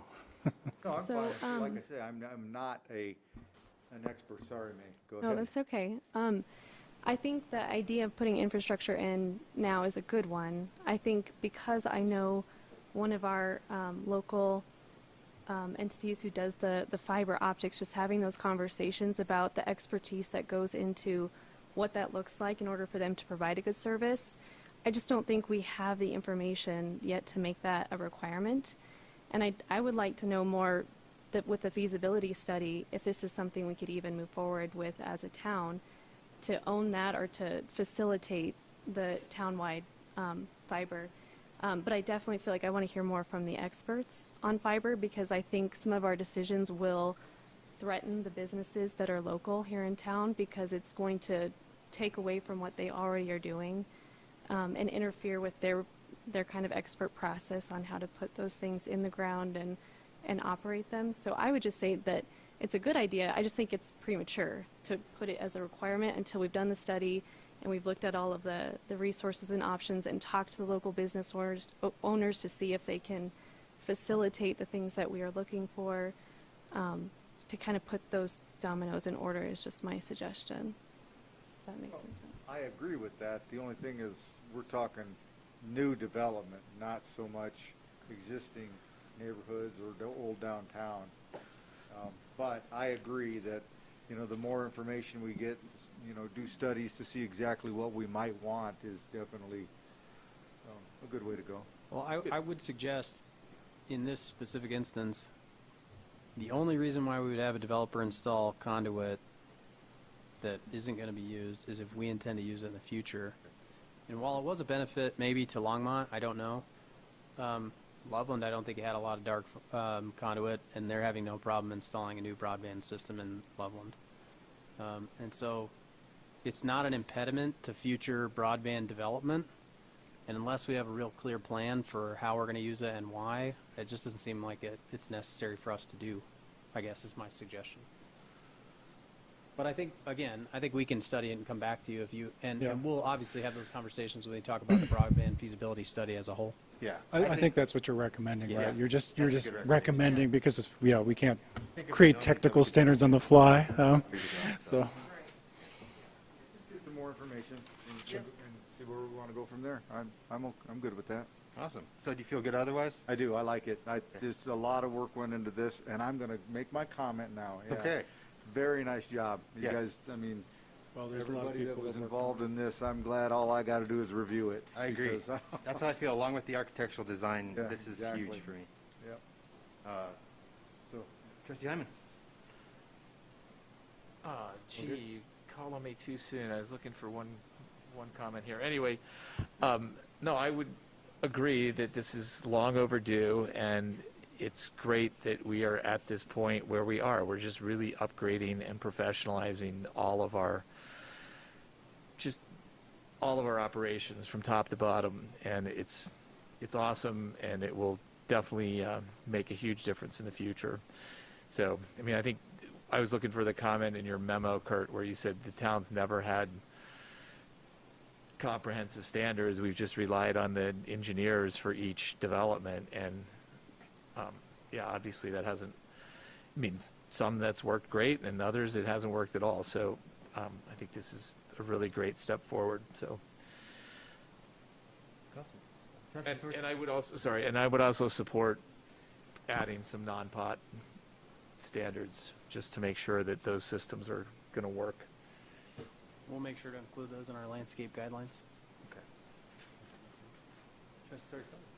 I don't have much to comment on. I just think this is very comprehensive, and I'm really grateful for the standards that, as a town, we could just reference those to our community instead of guesstimating what we're doing and how we're doing it. So thank you for creating these documents. I think they're great. Trustee Hardy? Okay, real good. Mayor Pro Tem. Thank you for the discussion about putting in, additional conduit and how to potentially look at that in the future, not right now. I think that these standards are long overdue. Thank you very much for your hard work on getting these together. And I also look forward to, do address the non-pot, because we do see trees dying in those neighborhoods that have non-pot where the water doesn't start till very late in the season. So getting some of those standards somewhere in some document would be really great. But overall, the redo of so many standards in town, just outstanding job. Really great job. Awesome. I feel, I think it's all been covered. I support all that stuff. Really look forward to us evaluating the Loveland versus Fort Collins Lucas standards. I think the non-pot is great, and I agree with the conduit thing too. We can look at those down the road. So it sounds like we're all in agreement here. Approve it. Would anyone like to make the motion? I will move to approve ordinance 1296, an ordinance of the town of Berthoud, Colorado, amending chapter 30 of the Development Code of the town of Berthoud by adopting by reference the 2020 edition of the Engineering Infrastructure Design Standards and Construction Specifications for the purpose of regulating the design, construction, choice of materials, location, maintenance, and use of all public and private improvements. I'll second. All right. Trustee Stevens has moved. Mayor Pro Tem Dower has seconded. Any final discussion on this? Clerk, may we roll call vote, please? Trustee Heineman? Yes. Trustee Stevens? Yes. Trustee Hardy? Yes. Trustee Soriselli? Yes. Mayor Pro Tem Dower? Yes. Mayor Karspeck? Yes. All right. Our final public hearing tonight is the contractor licensing. I believe this is public. Yeah. Contractor licensing, also Kurt Freeze. I think this one will go quickly. I think. I'm not sure. You just jinxed it now. I'm not sure. Here to 1 a.m. I'm praying. This we are actually going to do last year, but with COVID and the staffing kind of shortage that we were just working 2 days a week, it just became a little too functionally difficult to make this change. But so what we're proposing here is contractors licensing ordinance. We've had a lot of, as the town has grown, this really affects, I think, more of your existing houses than it would your new houses. So a new house builder would just get one contractor's license, and it would be good for like D.R. Horton or Richmond. Whereas, with all of the with all the existing houses, when they want to put on an addition or they need a new HVAC system or they remodel their basement, whatever it might be that requires a building permit. We have a lot more of these permits now because of the growth of the town, and we have a lot more complaints on unscrupulous contractors. Looking around the area, I think we are now the largest town without a contractor's license requirement in this vicinity. All of the other larger towns and cities have adopted a contractor's license requirement. So what we've done is basically take the two of the largest towns' contractor's license requirement and just kind of slightly massage them for the town of Berthoud, and that's what's proposed before you today. Since we have a contractor, and he could probably answer a lot of these questions, but essentially what this would mean is if you were to pull a building permit, you'd have to be licensed as a contractor. And if you license as a contractor, you have to show proof of insurance. You have to list all the subcontractors if it was a large builder that you'd be using or even a large company. If you, almost all of the contractor, I would say 99, maybe even 100%, they have to test to basic tests based on the international, the IRC and the IBC codes, and the specific, if it's an HVAC contractor, there would be specific questions just for HVAC systems. But 99% of them are already licensed in, Denver or Loveland or Longmont or Fort Collins, and so we'll take that reciprocity from one of those cities or jurisdictions. So really, this shouldn't be much of an additional burden upon any contractor, other than they have to pay a fee for $100 every year, and so that's the biggest burden. But it's a one-time fee, and again, so that's what we're talking about. The major thing to think about here is that if you're a homeowner, this does not apply to you. Also, that most building permits, handyman services are, and most of those kind of improvements that you do to your house don't require building permits. We're talking about things like additions, structural changes to a house, where we want to make sure that the person doing them is qualified. And if we have a specific contractor that, for something that does require permits that seems to be taking advantage of elderly people, and sometimes they get permits, I think, when the homeowner requires it, and sometimes they just do the work without permits. But it sure would be nice to just not allow permits and go after them and stop them from hurting some of these old, elderly people by installing substandard systems. So that's kind of what we're looking at here tonight. Again, it's a one-time fee. We've already got, a new permit system that's been in effect for a few years, really been great. It's able to track everything. easily add this. It'll be a little, obviously, revenue for the town as well, but it'll be easy to track, and it'll give us a little more power, and I think the residents a little more peace of mind when they're hiring a contractor. So that's it, I think. So. Fantastic. Questions? So is there levels of punishment, or is it all kind of you're done, or is it? Well, there's an appeal process in this codes, if that's, if we do something, enforce it, but yeah. So that process is within the code itself, so. Is there an actual list of what a homeowner can do themselves? We have a number of guides from, that you can pick up in Town Hall. Those are just like the general guides you can pick up in any town that are done by the Code Council, the International Code Council. They're the ones that publish all of the building codes, the energy codes, the commercial building codes. So, you could probably find some of them online. We have all of the brochures at Town Hall, and it just takes a call to one of our permit techs or to get that. Yeah. So, but just so you know, like almost anything you do as a homeowner, most things you're exempt from, these requirements. So. I'm going to tell on myself. You'd be surprised what I've done. But yeah. You're gonna get a fine. The homeowner can do the work, but you still have to pass the inspection. Yes, you have to pass the inspection, but you don't have to pull a contractor's license. You don't have to be a licensed contractor for some of these items, but you still have to get a permit in inappropriate circumstances. Yes, we're not talking about that. So I just wanted to make it clear that, should you decide to do whatever it is you might do, Lonnie, as long as you pull the proper permits, you do not have to be licensed as a contractor. Thank you. Unless you want to be, Clearing that up. unless you want to be a contractor and you want to work on other people's homes, you could. So just have to pass the test. Other questions? Seeing none, at this time I'll open up the public hearing. If there's anyone in the audience that would like to speak to this agenda, please come to the front, state your name and address. No? Okay. Anyone online? All right, this time I'll close the public hearing and bring it back to the board for discussion and a vote. Trustee Hardy, how do you feel on this? Yeah, I mean, I've seen this in other cities, Fort Collins and Loveland, that Kurt mentioned, and I think it works pretty well in those cities. I haven't heard any complaints, at least the contractors I've worked with up there. So keeps everybody on the honest side, I think. So. Trustee Sorcelli? I think it looks good. No comments. Okay, Trustee Hyman.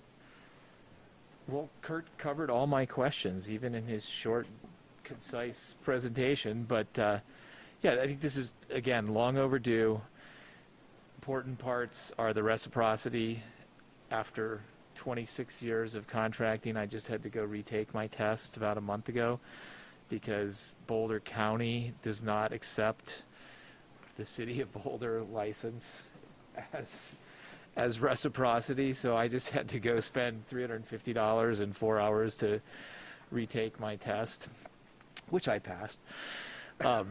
Anyway, so the reciprocity is really important. That means if you're a legitimate, experienced contractor with a license in another city, you're not going to have to go retake the test just for Berthoud. So that's really important. The other thing that's really important is just the proof of insurance. Any reliable contractor is going to have up-to-date insurance. In Boulder, we have to, in all the jurisdictions we work, we have to list the city or the town as additional insured and provide a certificate of insurance to the governmental entity. But anyway, that's not a burden on a reliable contractor, but there are certainly plenty of smaller independent contractors that don't necessarily have the proper insurance. So that's a really good protection to homeowners and people having work done, is to know that their contractor has the right insurance. So yeah, good update. Awesome. Trustee Stevens. I think anything that's, help protect the vulnerable is a good thing. Mayor Pro Tem?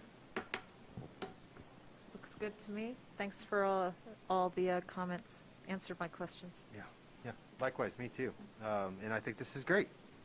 So I approve as well. If there's nothing else, would anyone like to move on this? Well, I'll move, All since right. nobody else is moving. Okay.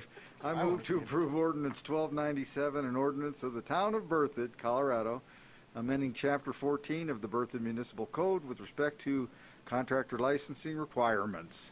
Second. Okay, trustee Stevens has moved, trustee Hyman has seconded. Any final discussion?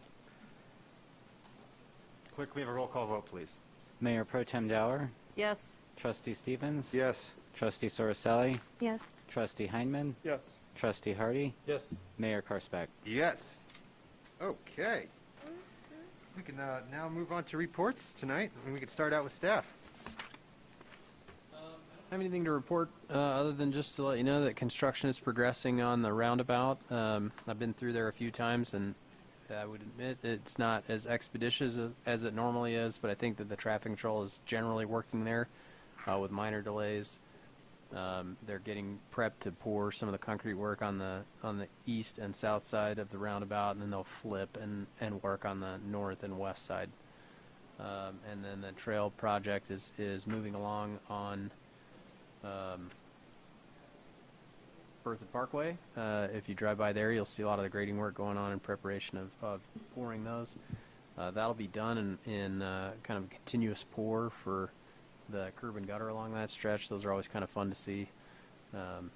We're doing crack sealing work on Mountain Avenue. That's one of the required maintenance activities we have to do under our agreement for maintenance of certain stretches of Mountain Avenue with CDOT. That may start next week. If it creates a conflict with the roundabout, we might shorten up how far we go down towards the roundabout, because we don't want to do we don't want to have two projects going at the same time that create major traffic problems, but it'll be kind of a rolling closure as they do some crack seal work, and they'll move down the street and do some more. But there will be traffic control in place the entire time throughout those segments. And then we did send out an email with a poll for a possible tour of Ursa Major. They offered previously to give a tour to the board, and the Youth Advisory Commission has expressed some interest. So check your email if you would, and just respond back to that doodle poll if you're interested in attending.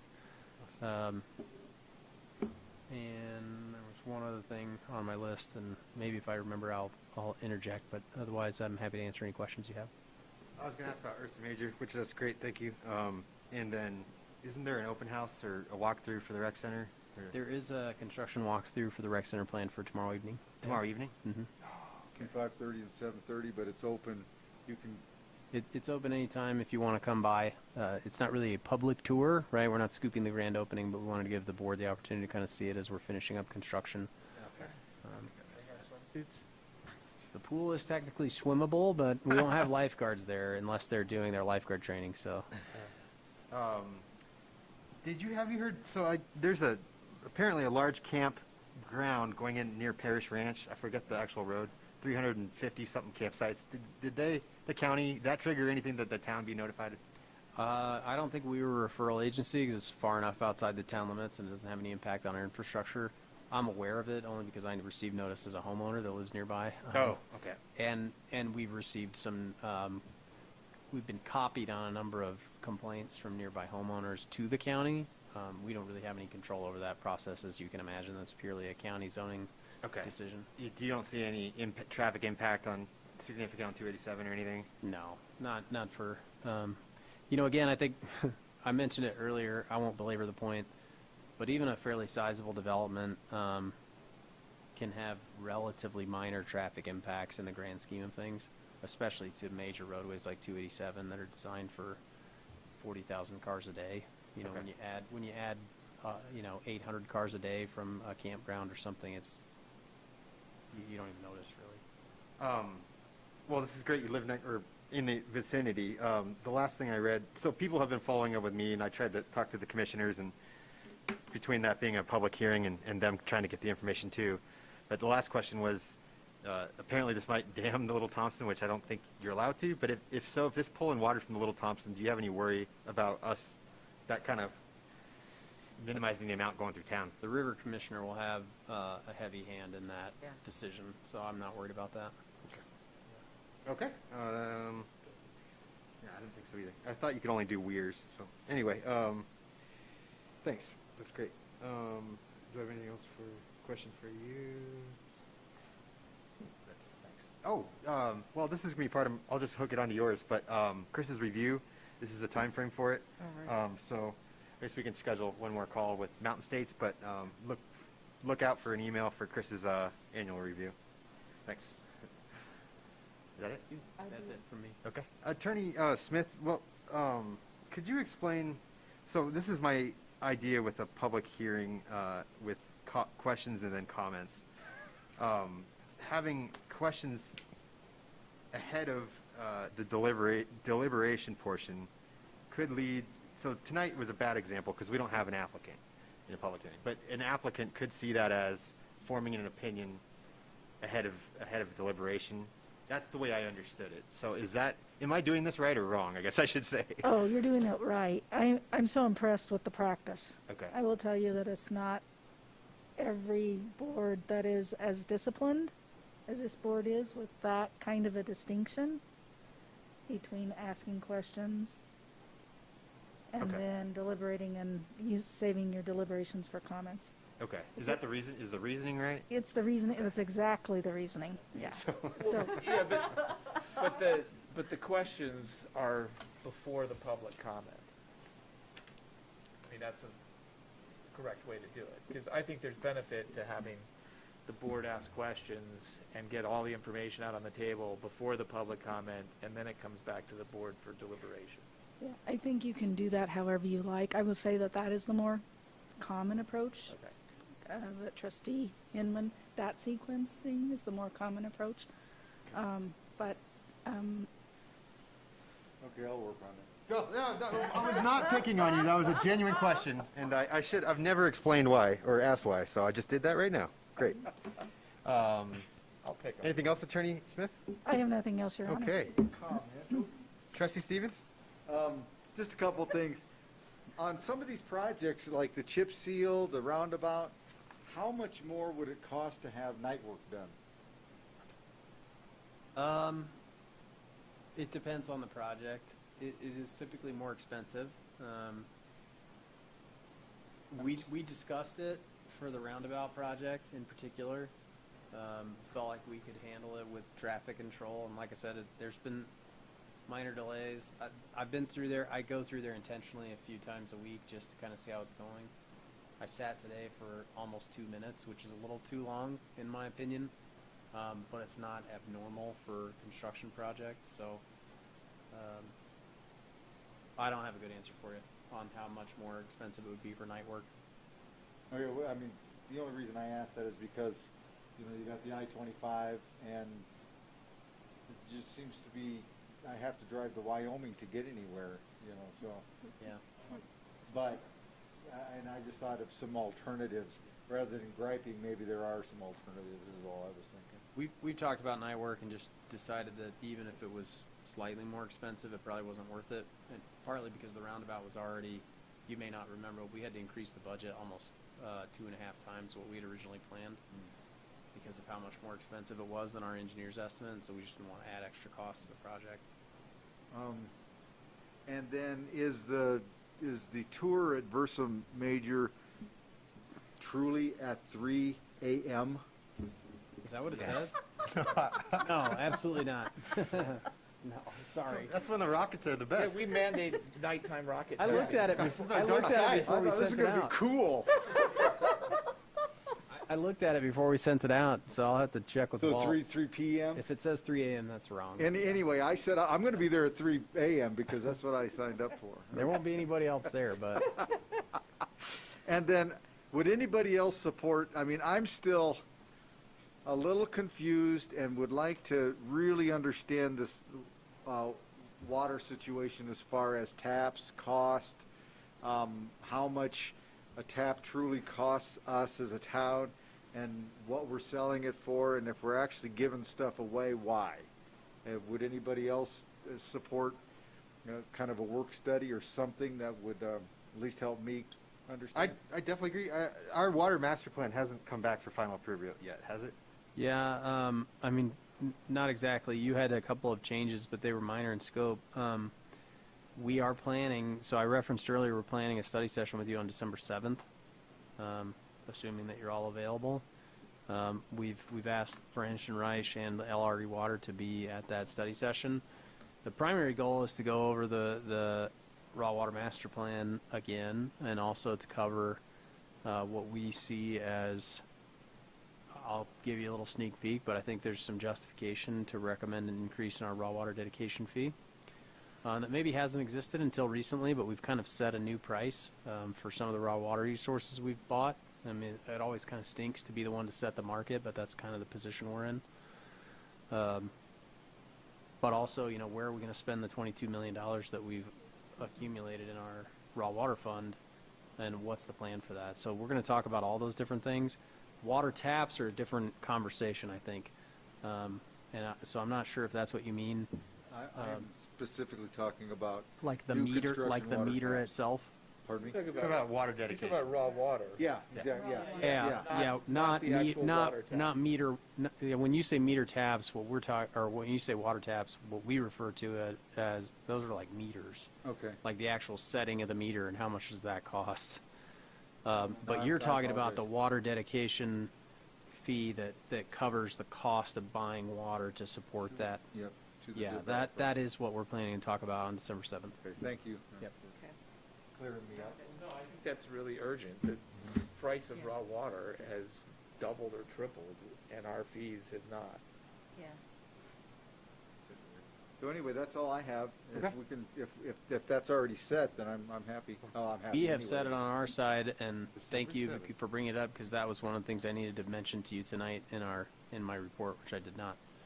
But our plan is December 7th. Our consultants are already all scheduled for that night. Can we add Kevin McCarty to the list of He's welcome to attend. consultants? Okay. I mean, he doesn't work for us now. Okay. Well, he has a lot of information being in the appraisal business. So, anyway, Trustee Hyman? would highly, I don't know if I can make the Ursa Major, but I would highly recommend anyone who can go. It's incredible what they're doing out there, and the expansion plans that they have is just, it's phenomenal to have such a cool facility in Berthoud. So, port meeting last week was exclusively on the Trails Master Plan, and I think it illuminated why we need to update our Trails Master Plan, because there was lots of discussion and some confusion. I mean, I think one of the most important things we need to do is just, and I think several port members made this point, was just that we need a map that shows current plans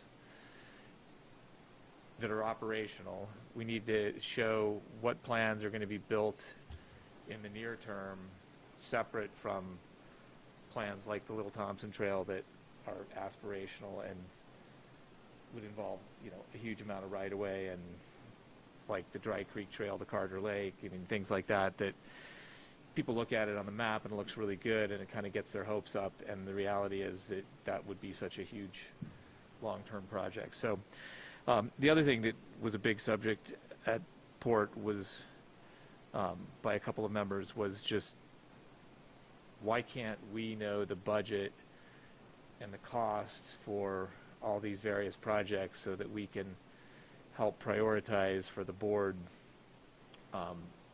what gets built in what order? And so I thought it would be really helpful, and I mentioned this to Keith, if at the next port meeting someone from staff could give a 15, 20-minute highlight Which projects are we talking about? of the budget. Well, no, just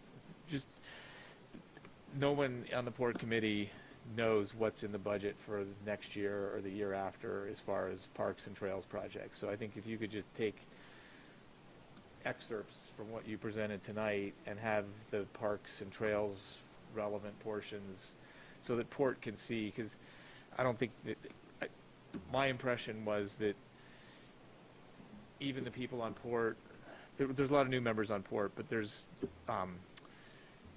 not a lot of understanding on port as to how much is happening and how much we're following the priorities that have been set by Port in the past. So, and I think, like I said, just your slides tonight of the park relevant portions would clear that up. The memo that Keith, that you put together on the trails projects, I think that'll help. That got sent out to everybody. That's it. All right. Trustee Sorcelli?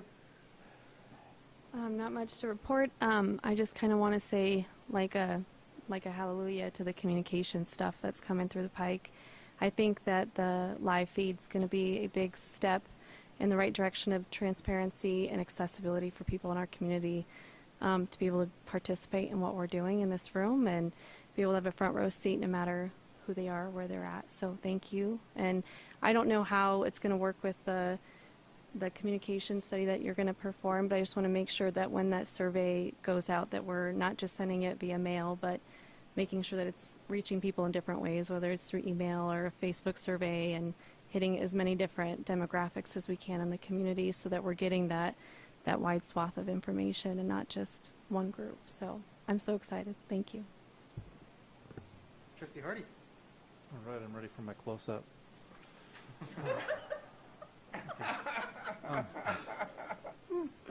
Sorry, couldn't resist. It's just so glaring. But anyway, not much to report other than it's great to drive out to I-25 and see the whole interchange coming together out there. You know, I try and drive out there once in a while just to kind of see what it's doing. Looks like it's about halfway done. Working with historic preservation, we had an opening that was going to be filled, but then canceled. So we still have an opening on HVAC. So if there's anybody out there that's into old houses in our community, definitely contact Christian, get an application turned in. We'd love to get that seat filled. Berthoud Main Street's moving forward. I've got multiple people, including Will, helping get all that put together. We've got 6 professional teams slated for this year. Talk about Snowfest. For Snowfest, yes, sorry, got ahead of myself there, I'm blanking out. So BerthoudSnowfest.com is our official page for that. If you want to go check out what's going to be, I've just made a few updates today on it. We're planning on doing a lighted parade down Main Street. So if you want to do a float with lights on it, definitely contact us. We're contacting the fire department to see if they can break out the fire truck for Santa, and so on, so on. So anyway, Snowfest is coming together, so look forward to that during the December 8th through the 11th. They start carving on Wednesday morning. We'll finish at 10 a.m. on the 11th at 10 a.m. And we'll do People's Choice Awards all day and announce those winners later that night after the parade. So looking forward to another great year. And I think that is, we have 2 high school teams and a team coming down from Breckenridge that's in high school. And then our 6 pro teams consist of Denver, Loveland, Fort Collins, Berthoud, and Breckenridge, and Telluride. So, Nice. so you should have some good sculptures this year. I saw a few of the drawings already. So anyway, so be another good time. So Mayor That's Pro all. Tem, thank you. All right, so I just have a couple questions for staff. We had talked a couple weeks ago about getting a sign out on Berthoud Parkway for the Berthoud Reservoir, so something right on Berthoud Parkway. How's that coming? We have the design made. The original cost estimate for the sign was $60,000, so we've cut it way back. That's the board form concrete and the metal and what you see actually at the entrance, like when you get to the parking lot. So we're not going to rebuild that out by the road. Come up with a different plan. I've got to double check with Josh, but we sent all that back to the sign manufacturer several weeks ago. Let's see, next is, let's see. You already answered one, money in lieu of water, and we're going to have that discussion on December 7th. Trees along Berthoud Parkway next to the sidewalk/trail. We had mentioned that. Has anything come of that? Not yet. We've talked about it a little bit internally. We're not including it as part of the construction contract. It's something we'll have to come in and add after the fact. Okay. The contractor's already basically demobilized. I mean, they have a couple of project managers on site, and then subs are still doing some final work on site, but to add trees in now under the existing contract doesn't make any sense. So it's something we'll work on, and then we'll hopefully have a plan in place before spring of next year when it's ready to plant. When it's time to plant, you'll have a plan. Okay. Plan to plant. Okay. All right. Next, this is just a mention that I feel remiss in that when we passed the Rose Farm Acres, it was the first development that I was a part of the vote on, which I think you guys probably remember. What I have found now is that there are quite a few people who park on the south, or, yeah, let's see, it'd be the south side of the main entrance to go walk on all the trails through Hillsdale Park. We should have really recommended or required a trailhead parking there. So our new park standards you guys adopted subsequent to that development have options for trailheads that we didn't have before. Right. Based on where they're located, and they can get subdivision identity and park development credit for trailheads. So in places where we feel like there's high value, we can do that now. We couldn't do that in Rose Farm before. And we could have, I guess, but I don't think any of us really realized how many people would want to walk through there either. So is there any way that we could subsidize and encourage the developer to put one in? I think based on the grading, it's highly unlikely that would make any sense. You'd have to put it down in kind of the floodplain of Dry Creek. So I don't think that's likely. Yeah. But there are a lot of folks who park in Heritage Ridge also along the detention area, and they just park on the street and they walk. And that's okay. I mean, that on-street parking is there for a reason. If it starts to be so crowded that it's a problem, we could look at other alternatives. But from my perspective, there's no issue with folks parking along the street, both in Heritage Ridge and Rose Farm, in order to access that trail system, which they do currently. Right. I mean, it's tight in there right now with all the construction. It's much worse now, yeah, because of the construction. Because of all the construction. All right. Let's see. So, all right, those were my questions and concerns. Youth Advisory Commission, the kids, several of the kids went with me out to Newell Farm to take a look and check out the property. And Butch and Sarah were really interested in what the kids thought, and just encouraging them to envision what it could be like and whether they thought that it would be a valuable addition to the town's portfolio of open space or that sort of thing. So they're going to discuss it at their next meeting and kind of decide, talk about what they think, which is really pretty neat. They are also on the verge. We're going to have a meeting this Thursday, and they will be reviewing applications for new members.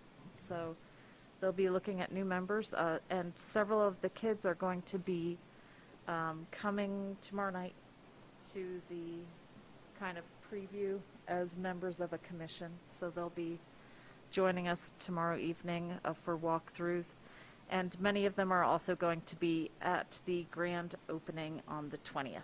So, they've got a lot of stuff going on. Oh, and they turned in their application for Snowfest yet? We shall get that done. We'll get that done. 3 high school teams. Yeah, so Awesome. they'll be the 4th. Cool. All right, cool. All right, and that's it. Then I did have 2 more questions. What? So, with the passage of the most recent infrastructure bill, do we have any plans as a town to be able to take advantage of any of that? Or can we? I honestly don't know the answer to that question yet. Too early? We haven't really dug into it. Okay. We already received $2.2 million from the last bill that was passed that we need to come up with a plan to spend before the end of 2024. We have some ideas about what to do, but we're kind of waiting on the broadband feasibility study before we make a recommendation to you. So. Okay. And then over the weekend, I saw bits and pieces of a documentary that was featured down at the Denver Film Festival called A Decent Home. And it's talking about how communities are building trailer parks. I mean, everybody sees a trailer park and it's just like a parking lot with homes in it. This one actually shows some pretty nice parks. They actually look like parks with nice home situations in it. So under our land conservation plans, or even parks plan, is there a way that, as a town, could we conserve land that wouldn't be turned later valuable into like a housing development, but could be at least dedicated towards, you know, the affordable housing, you know, situation of like a trailer park? And, you know, trailer parks get a bad rap, but I've seen some pretty nice ones, and they do offer great affordable housing options, but people don't like to build them because they're not that profitable. So I was wondering if as a community, would we be able to build something where we supply or get the land conserved and then allow that type of housing to be put on it? Is that something that we should do like in a study session? We'd have or- to look at it. I honestly don't, I've never really thought about it before.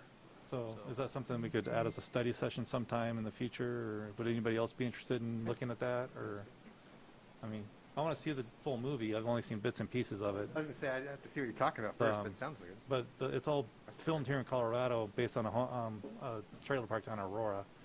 So if you haven't seen it, Google it and look at the YouTube preview for it, A Decent Home. So I haven't seen the whole movie yet, just enough to spark this comment tonight to see if we can get talking about it. All right. Last week, Chris and I met with Fort Collins Housing Authority, I believe. Also, was that Larimer County? Larimer County. Larimer County Housing Authority. They wanted to Loveland Housing Authority.